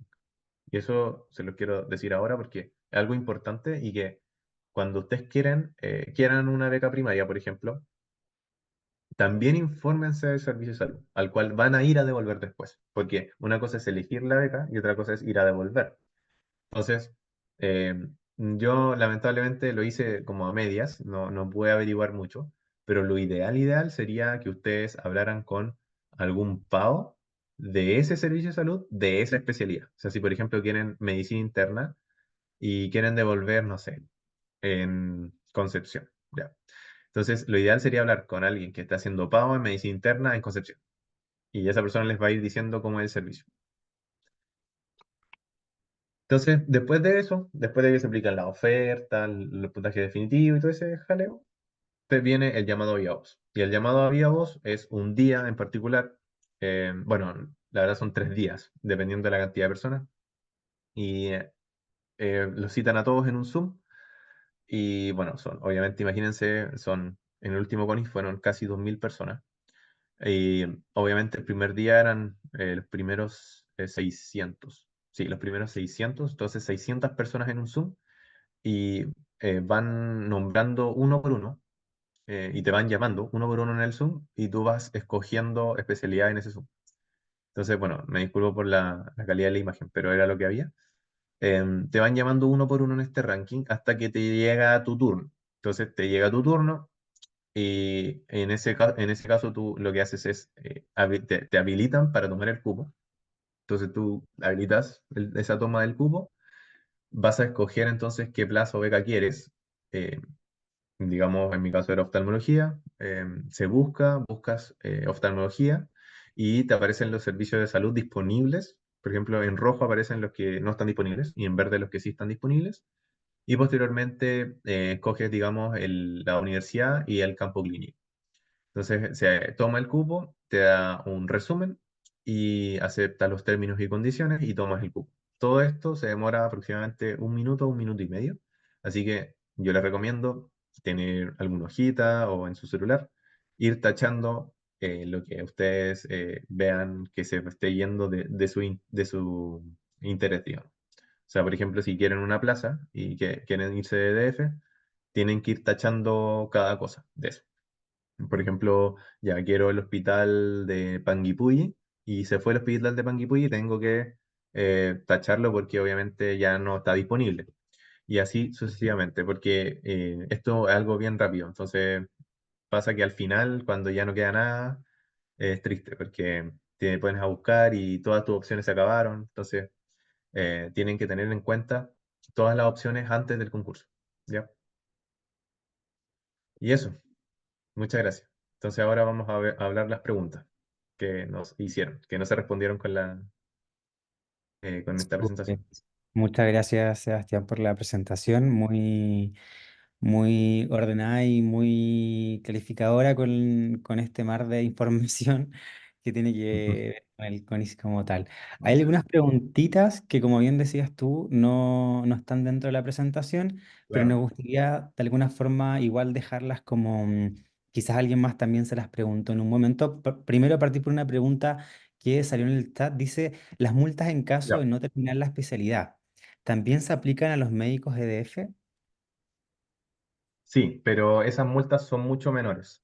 Por ejemplo, estuve conversando con unos amigos míos respecto de las multas de CONIS particularmente. En mi caso en particular son alrededor de 6.600 UF. Eso es son como 250 millones de pesos. Así que yo no hago la especialidad. Y en el caso de mi compañero de beca, que es EDF, su multa es de alrededor de 1.500 UF. Eso tiene que ver un poco con qué es lo que pierde el servicio. Y claro, finalmente es eso. ¿Qué es lo que pierde el servicio si es que tú no haces la beca? Entonces, el servicio lo que hace es pagarte tu beca a ti.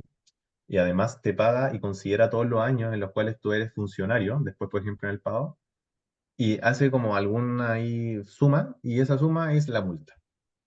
Y creo que se incrementa el 50% si no me equivoco, de ese monto, una cosa así. Entonces ahí saca ese monto total. Y en el caso de los EDF, finalmente solamente la etapa de formación, porque son esos 3 años, ¿no? Como residente de esa especialidad. Ya. Pero o sea, sería más barato, entre comillas, en EDF, pero igual sigue siendo carísimo, como Claro. un terreno o Sí, una casa. obviamente harta plata. Sí, harta plata igual. Otra pregunta que también surgió fue que, bueno, bueno, hablaste de la habilitación y el proceso como tal, Mm. pero las personas querían saber un poco más como el detalle, cómo son las entrevistas, qué son las cosas que Ah, pueden preguntar, hay una comisión, cómo es ese espacio. ya. Las entrevistas de habilitación en particular varían mucho de especialidad en especialidad, según los antecedentes que pude recabar con otros amigos, amigas que también pasaron por ese proceso. Creo que las preguntas que más se repetían en el contexto de la habilitación es ¿por qué quieres esa especialidad? Y eso creo que es una pregunta que de verdad se repitió en casi el 100% de la entrevista de habilitación. ¿Y por qué esa universidad en particular? Y obviamente, ¿por qué esa especialidad en esa universidad en particular? Entonces yo creo que esas dos sí van seguro. Las demás es es azar. O sea, yo tengo una experiencia propia. O sea, a mí me preguntaron debilidades, fortalezas, qué harías en cierto contexto, ves a alguien robar, qué vas a hacer, Eh, qué es la oftalmología. Hay preguntas que son, por ejemplo, me preguntaron hasta mis hobbies. Entonces, es muy variable, de verdad que es muy variable. Ahora, el proceso de la entrevista en particular es un proceso que igual puede ser un poco estresante porque primero tienes el jefe del programa. eh, y el jefe del programa es quien corta el queque.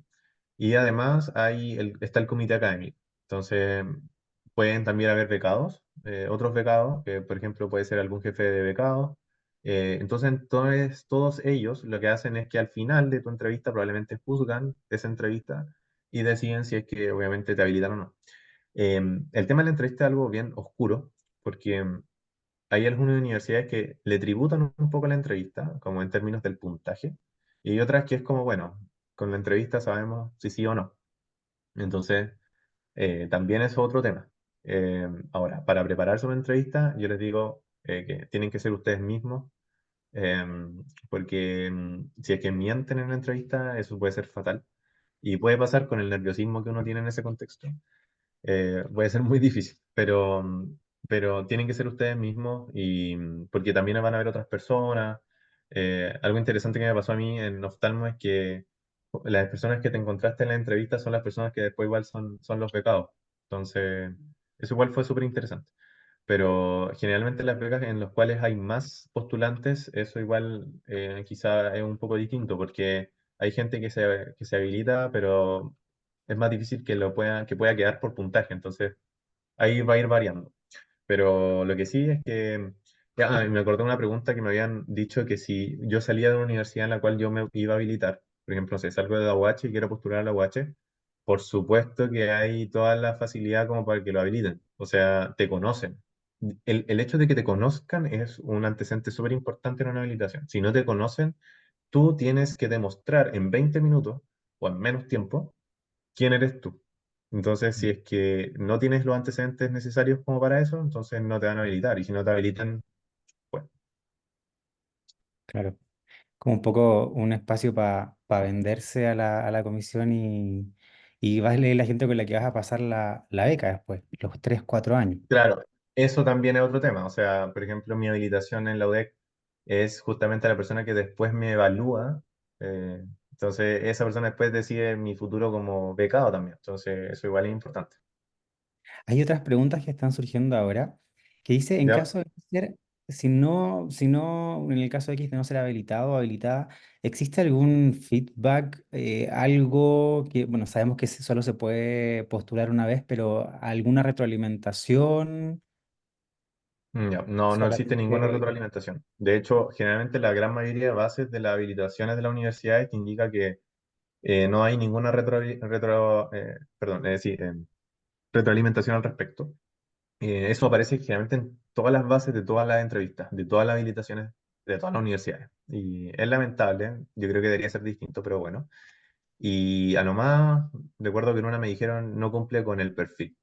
Listo. No, y otras que no te mandan nada, solamente aparece que no te habilitaron, porque en el sistema te aparece como una N si no te habilitan. Entonces también te aparece eso. Así que no hay ningún filtro. Ya, o sea, solamente es que fuiste habilitado o no fuiste habilitado. Gracias. Preguntan también sobre cartas de recomendación. ¿Estas cómo funcionan? ¿Funcionan? ¿Qué rol cumplen? Yo creo que sí funcionan, pero solamente en un contexto, quizá en una entrevista de habilitación podrían funcionar y también, por ejemplo, en el contexto de que una persona conozca a la otra y tenga quizá algún referente, o sea, algún referente, por ejemplo, si es que te está haciendo una carta de recomendación un jefe de servicio y ese jefe de servicio lo conocen en la sociedad chilena de tal especialidad y, Mm. oh, justo que yo conozco a este personaje, a este doctor, doctora, y no, es prominente en lo que hace y justo le hace una carta de recomendación, en ese contexto sí podría servir, pero obviamente yo creo que en una habilitación se tienen que jugar todo, o sea, se tienen que jugar todo. Si tienen aunque no pidan el antecedente, igual coloquen la carta, porque igual les puede servir. No creo que no sirva, o al menos va a ser como un cero, no va a restar, sino que va a ser igual o mejor, si es que. Hay algunas universidades como la Católica que te exige una carta de recomendación y que sean al menos dos personas las que hagan esas cartas de recomendación. Pero hasta el momento, en el caso de mi especialidad, solamente fue la Católica la que me pidió esas dos cosas.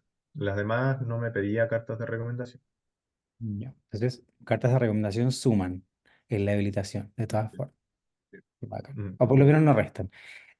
Otra preguntita que salió acá fue que si es que alguien ha reprobado alguna asignatura a lo largo de la carrera, ¿es Ujú. inhabilitante para postular al CONIS?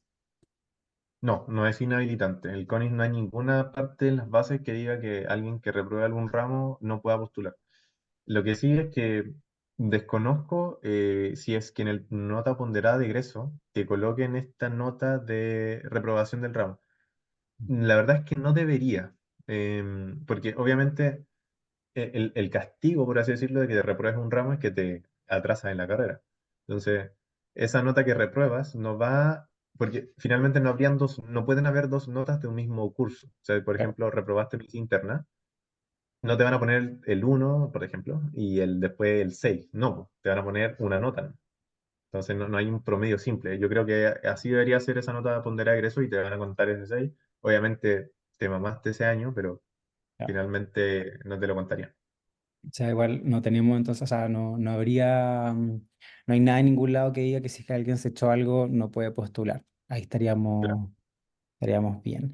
Y sí, hay varias preguntas que las podemos condensar como finalmente gente que está en segundo, en quinto, en tercero y que Ya, toda esta información quieren de alguna forma saber qué pueden hacer de alguna forma, a qué echarle mano. Yo sé que lo hemos hablado con el tema de los 8 puntos que pueden hacer una diferencia, pero como condensando esas recomendaciones, como qué podría hacer, como algo más transversal. Porque hay de todos los cursos que es como, yo estoy en segundo y qué puedo hacer ahora, yo estoy en quinto, ¿qué puedo hacer ahora? ya, entiendo.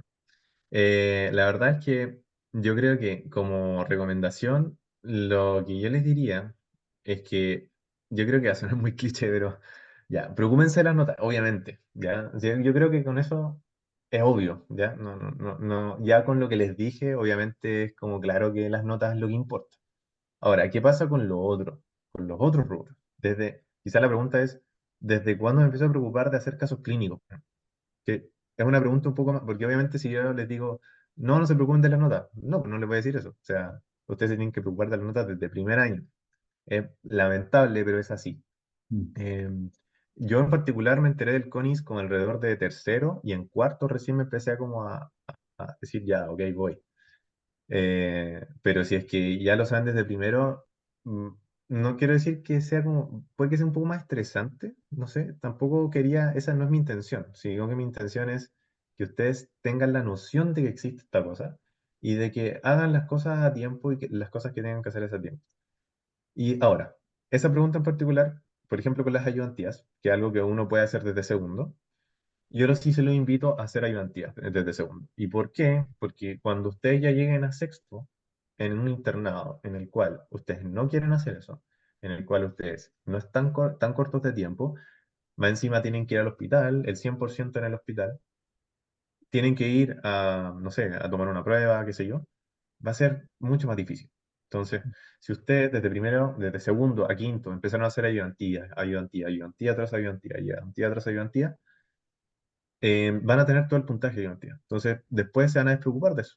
Después van a pensar en, me faltan casos, por ejemplo. Entonces, mi recomendación es, rubro uno lo que tenga que ver con las notas, desde primero. En una com, yo creo que eso va a variar de persona en persona. Si ustedes realmente quieren dedicarle tiempo a la UNACOM, yo me atrevería a decir que solo los internos deberían hacerlo. Si son de quinto, cuarto, tercero, segundo no, segundo no. Desde tercero, lo que pueden hacer es hagan preguntas a uno. Por ejemplo, ya estoy en medicina interna, estoy viendo, qué sé, no sé, reumato. Tengo fresquita artrosis, tengo fresquito lupus. Voy y estoy revisando la materia y voy a buscar preguntas uno con, las hago, no me va a tomar mucho tiempo y me voy acostumbrando un poquito a la mecánica de la UNACOM. Entonces, cuando ya llega el internado, en el cual tengo que ver de nuevo todo este tema, ya me dedico un poquito más a hacer como preguntas ya como, ya, este día voy a hacer esto, este otro día esto otro y así. Entonces, eso. Rubro 2 ayudantías, ya les dije. Rubro 3 que son los trabajos científicos.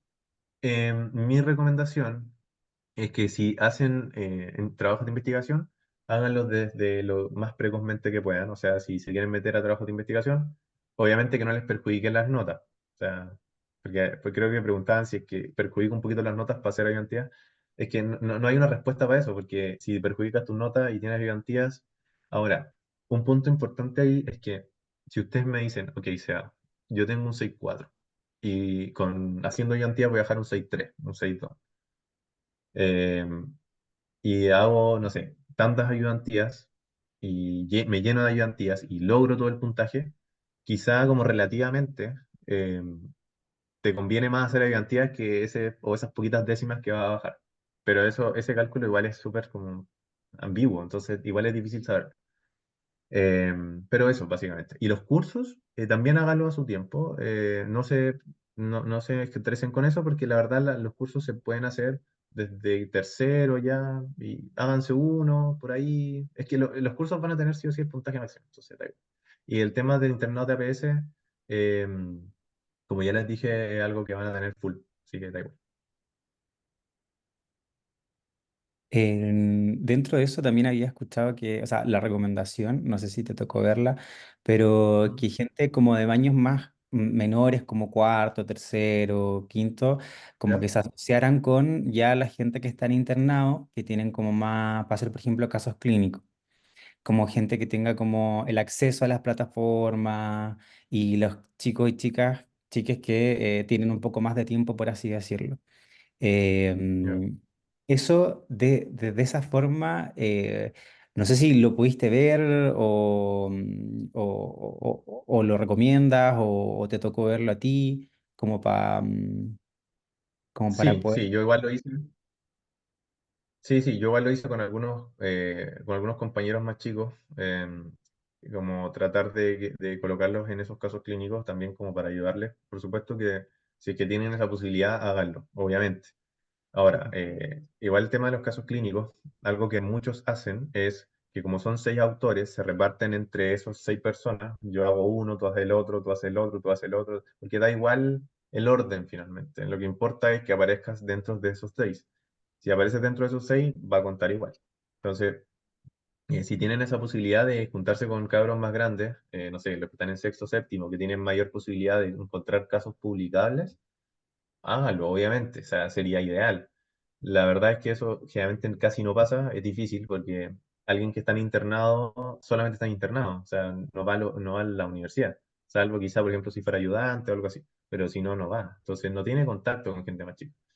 Entonces, claro, si eres de alguien más chico, puedes, por ejemplo, participar en algún trabajo de investigación, no sé, algo como que te guste también. También recuerda este tema de la habilitación, considerando qué es lo que estás buscando, qué es lo que quieres.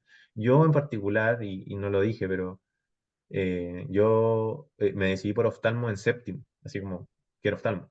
Pero afortunadamente yo había hecho mucho antes, como para mí, para CONIS, y empecé a hacer cosas de oftalmo en sexto y séptimo también. Entonces, reuní un poco de currículum, no mucho, pero sí reuní un poco de currículum y ya como me había preocupado de CONIS antes, ya estaba como un poco tranquilo al respecto. Solo mi única preocupación era el EUNACOM en ese momento. Pero respecto a este tema de los casos, también surgió la duda si es que qué tan difícil es presentar en congreso, qué tan como solemne, peludo, tórpido puede llegar a ser el proceso o es algo más sencillo. Ya, la presentación en congresos va a depender mucho del congreso. Hay congresos que te exigen la presentación presencial. A mí me tocó ir a Santiago incluso a presentar y presentar en un congreso no significa que uno presente frente a personas, sino que te ponen como en un pasillo y te ponen tu póster y va personas pasando y tú vas presentando tu caso.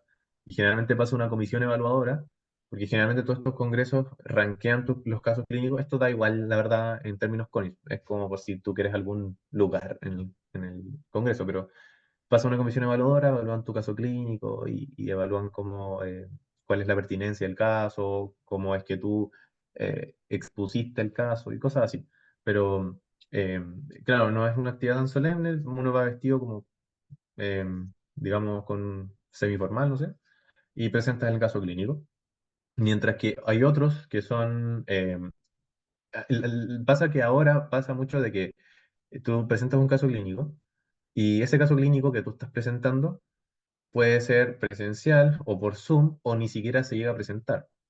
Y aquí hay un punto importante en que hay casos clínicos que nunca se llegaron a presentar, pero que igual cuentan porque te lo aceptaron y fue presentado porque lo pusieron en el libro de resúmenes. Si lo pusieron ahí, ya está listo. O sea, da igual que lo hayas presentado o no. De hecho, me pasó con algunos casos que se subieron, se mandaron, se aceptaron, se colocaron en el libro de resúmenes, pero nunca se presentaron. Otros que sí, por Zoom, pero ahí va variando. Buenísima. Una pregunta un poco más operativa. Nos Ujú. preguntan si es que las horas pedagógicas y académicas valen lo mismo al momento de presentar el certificado del curso como por ayudantía. Sí, creo que vale lo mismo. De hecho, todos esos sinónimos de académicos, pedagógicas, lectivas, todos esos sinónimos aparecen en las bases del rubro 5 de las bases del CONIS respectivo. Así que ahí está especificado, si es que, por ejemplo, tu certificado dice, no sé, 30 horas académicas o 30 horas lectivas, dice específicamente estos son sinónimos y por lo tanto se consideran tanto. Ya, buenísimo. Entonces son lo mismo. Sí. Una pregunta que, o sea, son varias preguntas que tienen que ver con la vamos a condensar en que tienen que ver todas con la formación de la universidad. Ya. ¿Cómo direccionada si realmente comparado con otras universidades tú sientes que de alguna forma la UH te preparó bien como para rendirle una te preparó bien para la realidad laboral del médico general y de ahora la beca como, bueno, entraste a tirar la especialidad, pero como especialista ahora que estás becado? Eh, ya, esto es una pregunta más personal. No Es tiene que ver personal tanto con porque, el concurso. porque la gente quiere saber como a dónde hay personas que dicen que les gustaría saber las fortalezas y debilidades como para poder robustecer esas cosas. Como, no sé, por Ah, ejemplo, ok. Como en qué me enfoco yo para poder mejorar eso. claro, por ejemplo, no sé, X, Ya, fisiatría, oye, o traumatología muy malo en la U, te estoy inventando. Muy mal, ya, entonces eso lo recomiendo estudiar quizá o estudiar como más enfocado como a ese... ya. Bueno, mi experiencia en lo H, yo creo que es una experiencia que quizá no se va a repetir, porque soy primera generación, así que nosotros fuimos un conejillo de indias. Y ustedes piensen que no había nadie sobre nosotros que nos pudiera orientar sobre todo lo que yo les estoy diciendo ahora. Y bueno, y también a partir esa es la razón de por qué quise hacer esta presentación, porque igual fue una presentación bien orientada a nuestra realidad también, como por eso presenté mis propios antecedentes, qué es lo que yo presenté, qué es lo que pasó con la universidad en este concurso. Y bueno, eso como antecedente. Pero cómo yo me he sentido ante mi formación, bueno, yo creo que como todos nos hemos sentido siempre como altos y bajos. Y ahora que uno es médico, yo creo que la mayor validación que uno puede tener pasa por los campos clínicos. Yo creo que la fortaleza de la UH son los campos clínicos. Y particularmente voy a decir que es el Hospital Regional de Rancagua. Bueno, ahora Hospital Franco Ravera Zúñiga.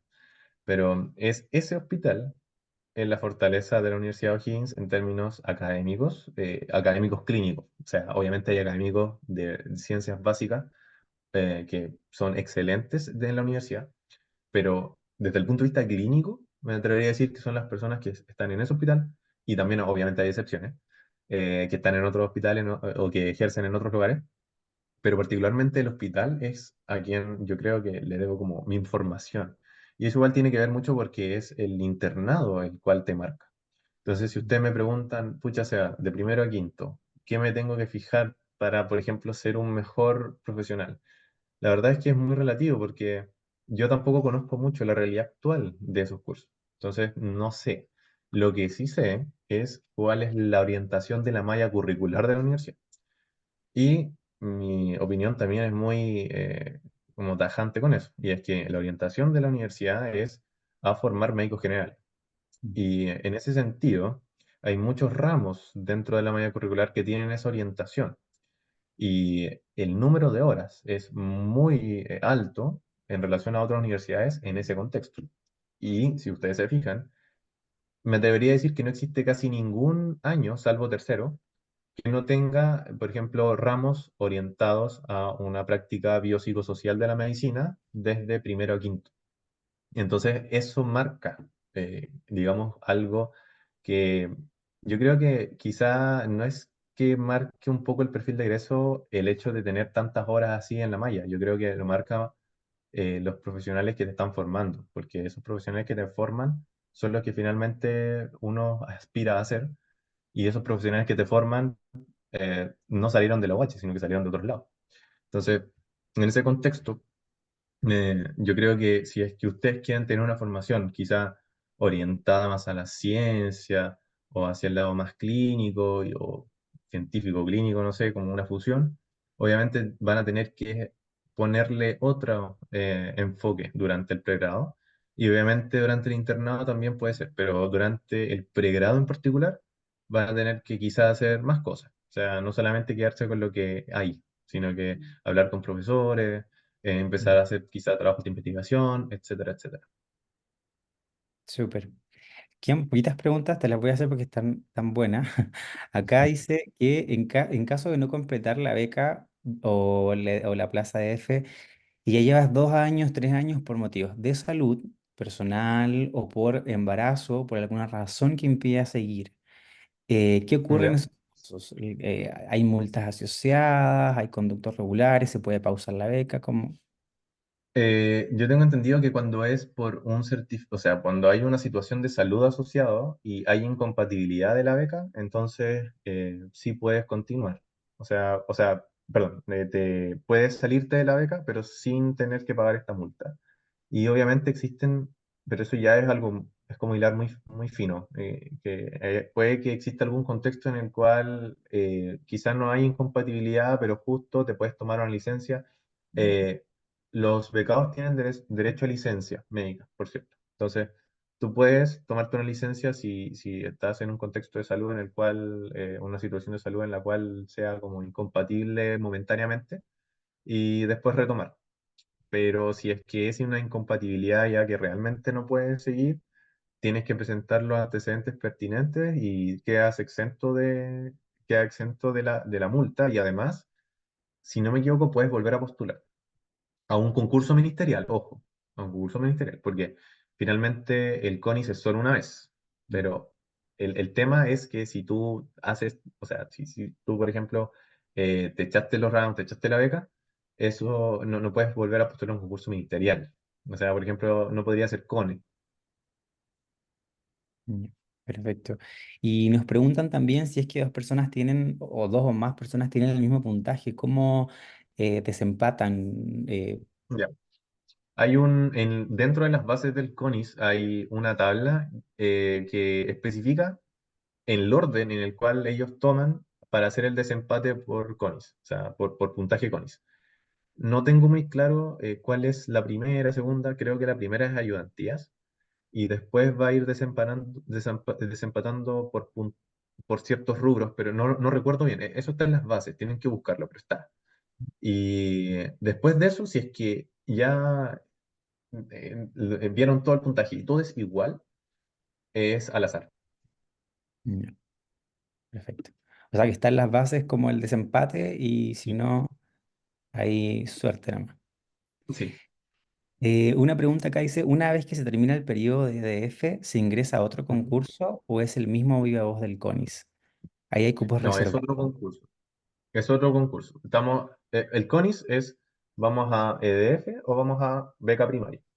Ese es el CONIS, ¿ya? Pero eso es importante, que tengan en claro eso, sobre todo los más chicos que están como recién entendiendo este tema. CONIS es o beca primaria o EDF. Es el mismo concurso. Pero ¿qué pasa cuando yo ya soy EDF? Cuando yo ya soy EDF, completo mis 3 años, pueden ser de 3, 4, 5, 6. Ahora es un concurso exclusivamente para EDFs. Y también hay una oferta de especialidades exclusiva para EDF. Por ejemplo, esa oferta que yo les mostraba en la presentación es una oferta exclusiva para CONIS, solo para CONIS. Pero cuando yo termino mi EDF y empiezo este concurso, es exclusivo para EDFs. Esa oferta de plazas EDF, ¿ya? Y bueno, obviamente se hace un llamado a viva voz, pero de los EDF, en su concurso, aparte, todo esto aparte. Y tiene todo este puntaje que ya les comenté en la presentación. Súper. Por tiempo y para, y para liberarte, porque ya hemos estado acá sobre ahorita y algo. Es La que última, fue una presentación bien larga, lo siento, es que es pero harta es que de verdad quería decirlo todo, así. Es harta información, le agradecemos un montón. Algunas tienen ahí la primera aproximación. Para finalizar, nos preguntan sobre ideas como hacer los casos clínicos, como cosas más prácticas, así como necesitan un médico tutor, es muy complejo hacerlo si estás en sexto o en cuarto o en quinto, es muy complejo hacer los ocho. Ya, a ver, yo creo que lo mejor, ya, voy a dar mis tips como ya prácticos para el tema de los casos. Lo primero, estar, tienen que hacerlos con otros compañeros, sí o sí, no pueden hacerlos ustedes solos todos. Sí o sí tienen que aliarse con otras personas. Lo segundo es que si es que ya quieren empezar a hacer casos clínicos y están chicos, lo mejor que yo les puedo recomendar es que eh, conozcan a sus internos, háganse amigos de los internos. ¿Por qué? Porque si ustedes están en tercero, están recién entrando al hospital, no tienen idea de qué pasa en el hospital, no tienen idea de un caso clínico y no saben si eso es publicado o no. Lo más probable es que el tutor clínico que les toque a ustedes les va a colocar un caso que, claro, es como interesante, pero muchas veces va a ser un caso típico, no sé, una insuficiencia cardíaca y eso no es publicable. O sea, eso tiene como una función más docente. Entonces, ¿qué hace el interno? ¿Cuál es la función ya del interno? El interno tiene acceso a las fichas clínicas. Entonces, ese interno sabe, por ejemplo, no sé, cierto caso porque se lo escuchó un especialista, que este caso igual es publicable, un caso raro, etcétera. Entonces, si es que tienen acceso a eso, bacán. Ahora, si es que ya están en sexto séptimo y ya necesitan datos para eso, obviamente ahí tienen que estar aguja. O sea, si uno ya es interno, está en sexto séptimo, está pasando por medicina interna, por ejemplo, y ya ve, por ejemplo, no sé, yo tengo medicina interna, vi una vasculitis, o sea, lo primero que tienen que hacer es, ya, tengo que pensar en tratar de publicar este caso. Entonces, tienen que hacer las cosas pertinentes, que es hacer un consentimiento informado, etcétera. Ahora, el tema del hospital igual ahora se están como dando más color con hacer los casos, pero obviamente esto, si los van a presentar en un congreso, da igual, o sea, pídanle el permiso al paciente y ya está. Si es que ya quieren publicarlo en una revista o algo así, ahí ya sí pueden como hablar con el comité de investigación del hospital, pero si no, da igual. ¿Qué más? Eso. Y la verdad es que como tip, además de eso, es que es tener ojo, o sea, tener ojo, estar atento a los casos publicables, para los más chicos hacerse amigos con los internos, y, y bueno, si es que igual quieren aún así publicar en algún congreso, otro tip que podría hacer, y no hacer casos clínicos, pero igual es más pajero, pero igual puede ser, es hacer estudios epidemiológicos. O sea, agarrar, yo nunca lo hice, porque, bueno, no tuve mucho tiempo, yo hice como 11 casos clínicos, o sea, no lo hice yo, la verdad, le debo mucho a ciertos compañeros míos que afortunadamente me colocaron de autor en sus casos clínicos por una u otra razón. Y, y finalmente que traten de escoger bien esos grupos y, por ejemplo, también, no sé, hacer un estudio epidemiológico, agarrar alguna base de datos del DEIS y hacer cualquier cuestión. O sea, ¿cuál es la incidencia de tal enfermedad del año tanto al año tanto? Listo. Y agarran, no sé, los factores de riesgo asociados y lo publican también en un congreso y probablemente se lo acepten. Ahora, hay ciertas cosas como más específicas de los casos clínicos para que se los acepten y eso tiene que ver un poco con cuáles son los intereses del Congreso, cómo puedo hacer la redacción de ese caso clínico para el Congreso. eh, pero como estamos cortos de tiempo, tampoco les puedo mostrar todos mis casos, entonces les podría ayudar ahí, pero no vale. Ya, ahí veamos si podemos hacer algo ahí también con la sanitaria, bueno, y poder robustecer eso. Ujú. Seba, muchas gracias y también muchas gracias por el manual que vas a facilitar Ujú. y que ahora se va a ir. Bicho, no sé si estás por ahí. Sí, acá estamos, y el manual ya lo tengo igual. Ah, bueno, acá en el chat Bueno, bacán. preguntaron por si podía mandar algún ejemplo de caso clínico, quizá ahí podía hacerse llegar algo, no desconozco. Pero, o sea, es que el ejemplo del caso clínico, el que yo les mandé, por ejemplo, es el que está en la presentación. Vean ese si quieren. Igual hay más, Súper. pero ese es un ejemplo. Súper. Si tienen como Com- una introducción, una presentación de caso, discusión, conclusión, es algo bien breve.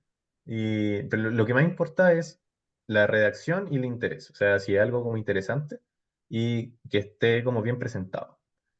Eso. Súper. Súper, vamos a ir entonces ahora con el manual que se va de sorteo del No sé si doctor. quieres compartir tú, Nico, ahí Así como que quiero. Ya, un poquito, ¿no?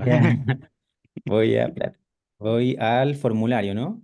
Claro, o sea, a ver, te lo mando por interno.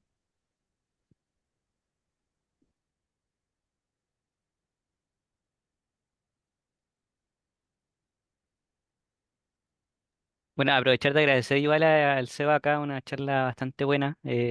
Siento yo que se abarcaron cosas que no había visto en otras instancias que eran como más quizás descriptivas de lo que son los rubros, cosas así. Entonces, aterrizó bastante lo que es el proceso. Ojalá a la gente que ya está por salir le sirva bastante.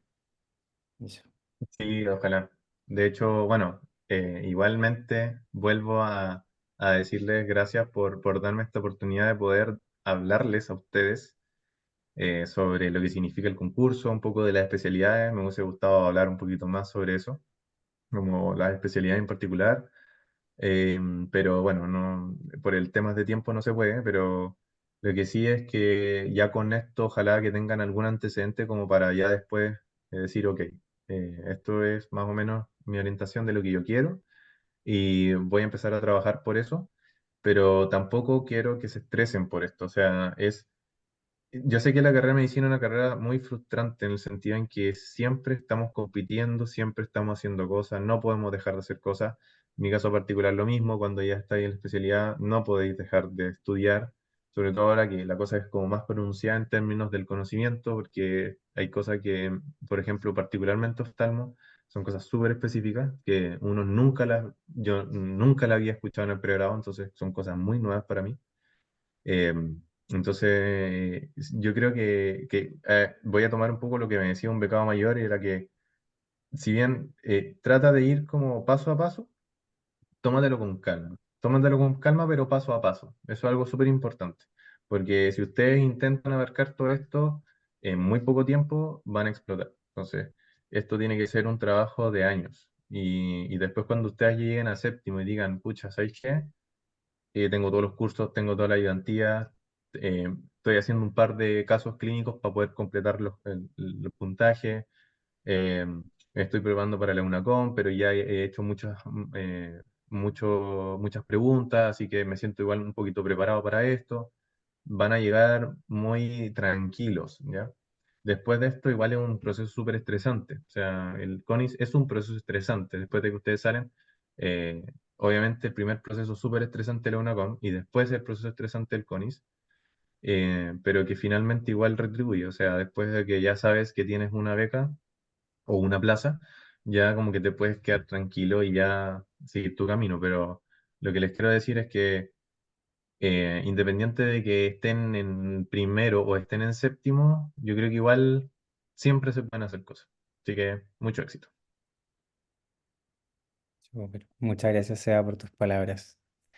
Eh, no sé si vamos al tiro Sí, con... démosle el tiro. La pregunta, ¿tiramos alguno al agua o le Sí, damos? tiremos dos al agua primero, para darle más emoción. Ya, a ver, vamos con el primero entonces. Son tres de acá.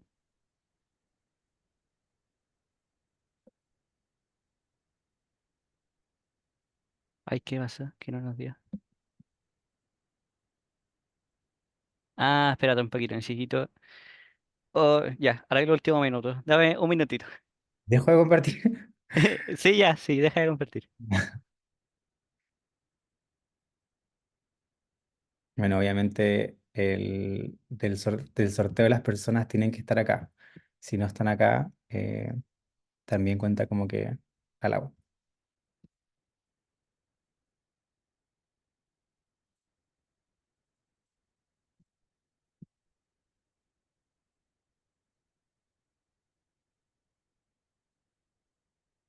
Ya, ahora sí, arreglar el problema. Vamos. Estas cosas pasan. Ya. Ya, vamos con el primer número entonces. Se va al agua. Este no se lo gana. Justamente.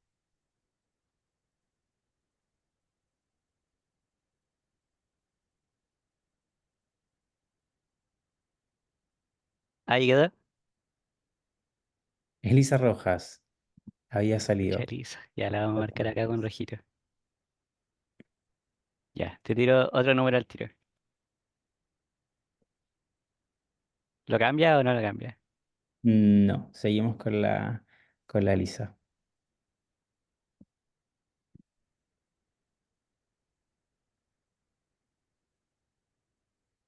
2, Felipe Rolling. Oh, murió nuestro Bien. coordinador académico.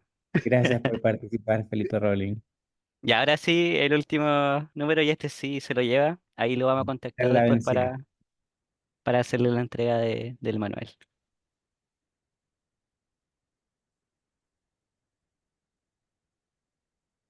Me cambió todo. Sí, ¿tomamos el primero? Tomemos el primero ya. Marlis Rojas, Felicidades, 48. Marlis. Te vamos ahí nos Felicidades. dejas tu correo. Hay que ver primero que esté conectada. Si nos puede aquí escribir en el chat quizás. Yo lo había visto recién acá. Ah, voy a dejar de compartir. Si no aparece, a ver, hay que tirar otro, yo creo. Marlis, aquí está. Ya, perfecto. Súper. Déjanos tu correíto ahí para poder coordinar contigo la entrega. Y para todos y todas, muchas gracias por asistir de nuevo al doctor. Muchas gracias por toda esta información y mucho ánimo y mucho éxito en lo que se viene. Y síganos en nuestras redes sociales de ASEM. Tenemos varias cositas que creemos que les pueden servir también para poder robustecer los puntos. Chao, chicos, que estén muy bien. Un abrazo. Chao, chao. Chao.